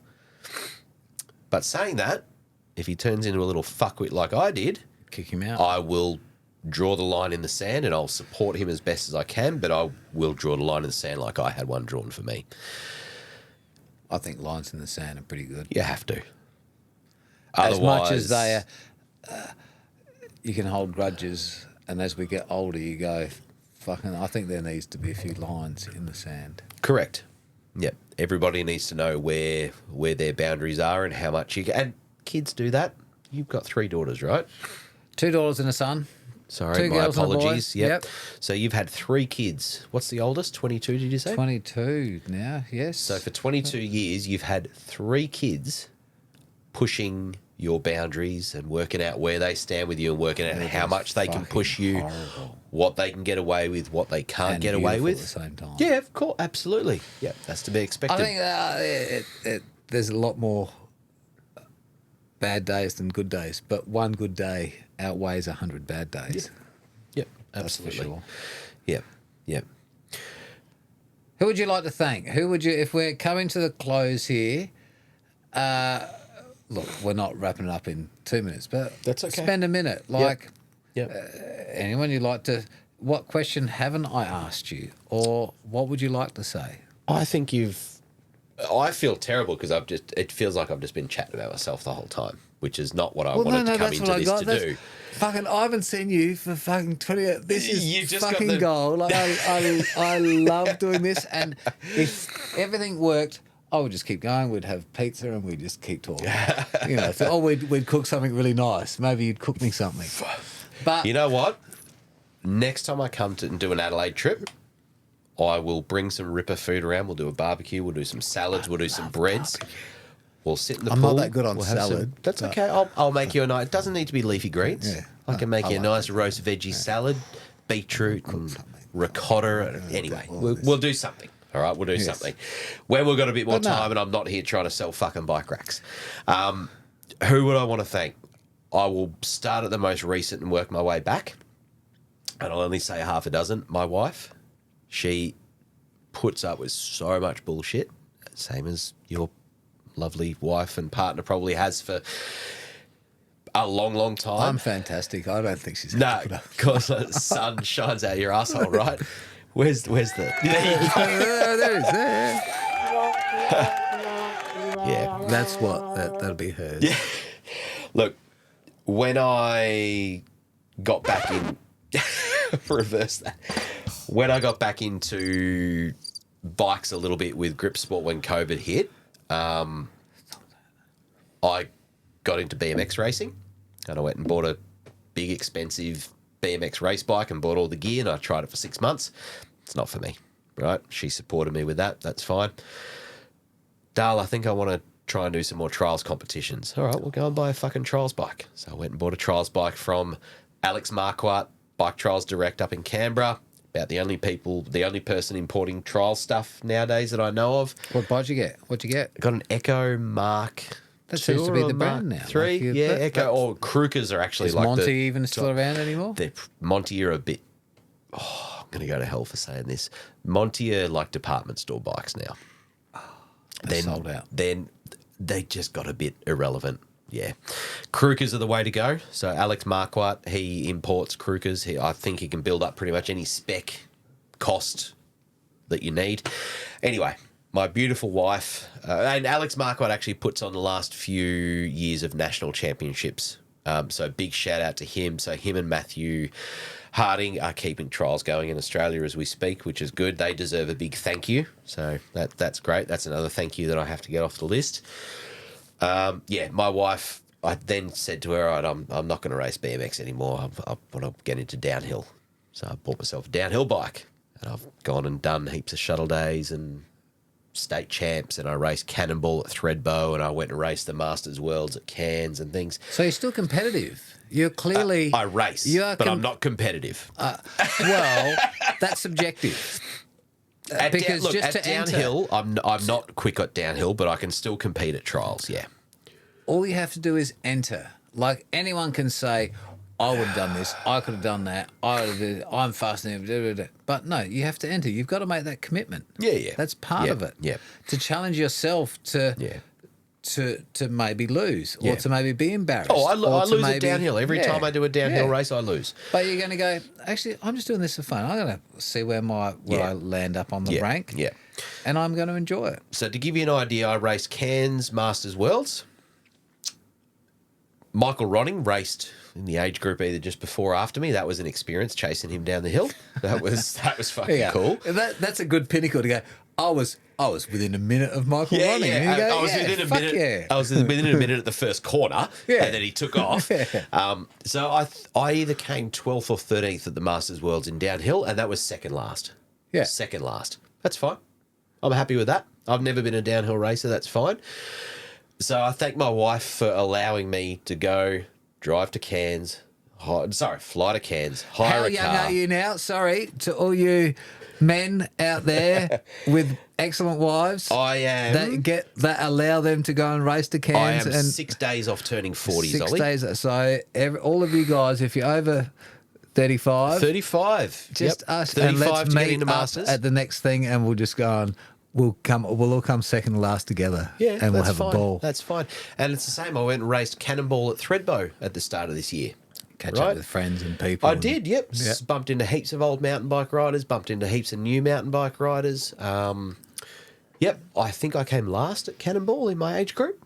I don't give a fuck. I had fun. You got the wooden spoon. Great. So I did, yeah. No, I came second last, actually, because the guy behind me crashed. You just missed getting last. He crashed. You didn't even get last. No. You're a failure at failing. I know. Fail up or something like that, they say.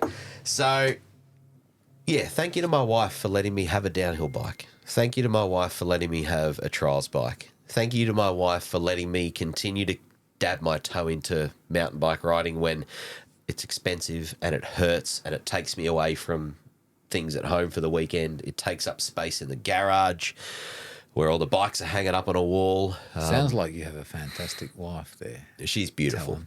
Yeah. She shits me to tears, but I shit her a lot more and she's very patient.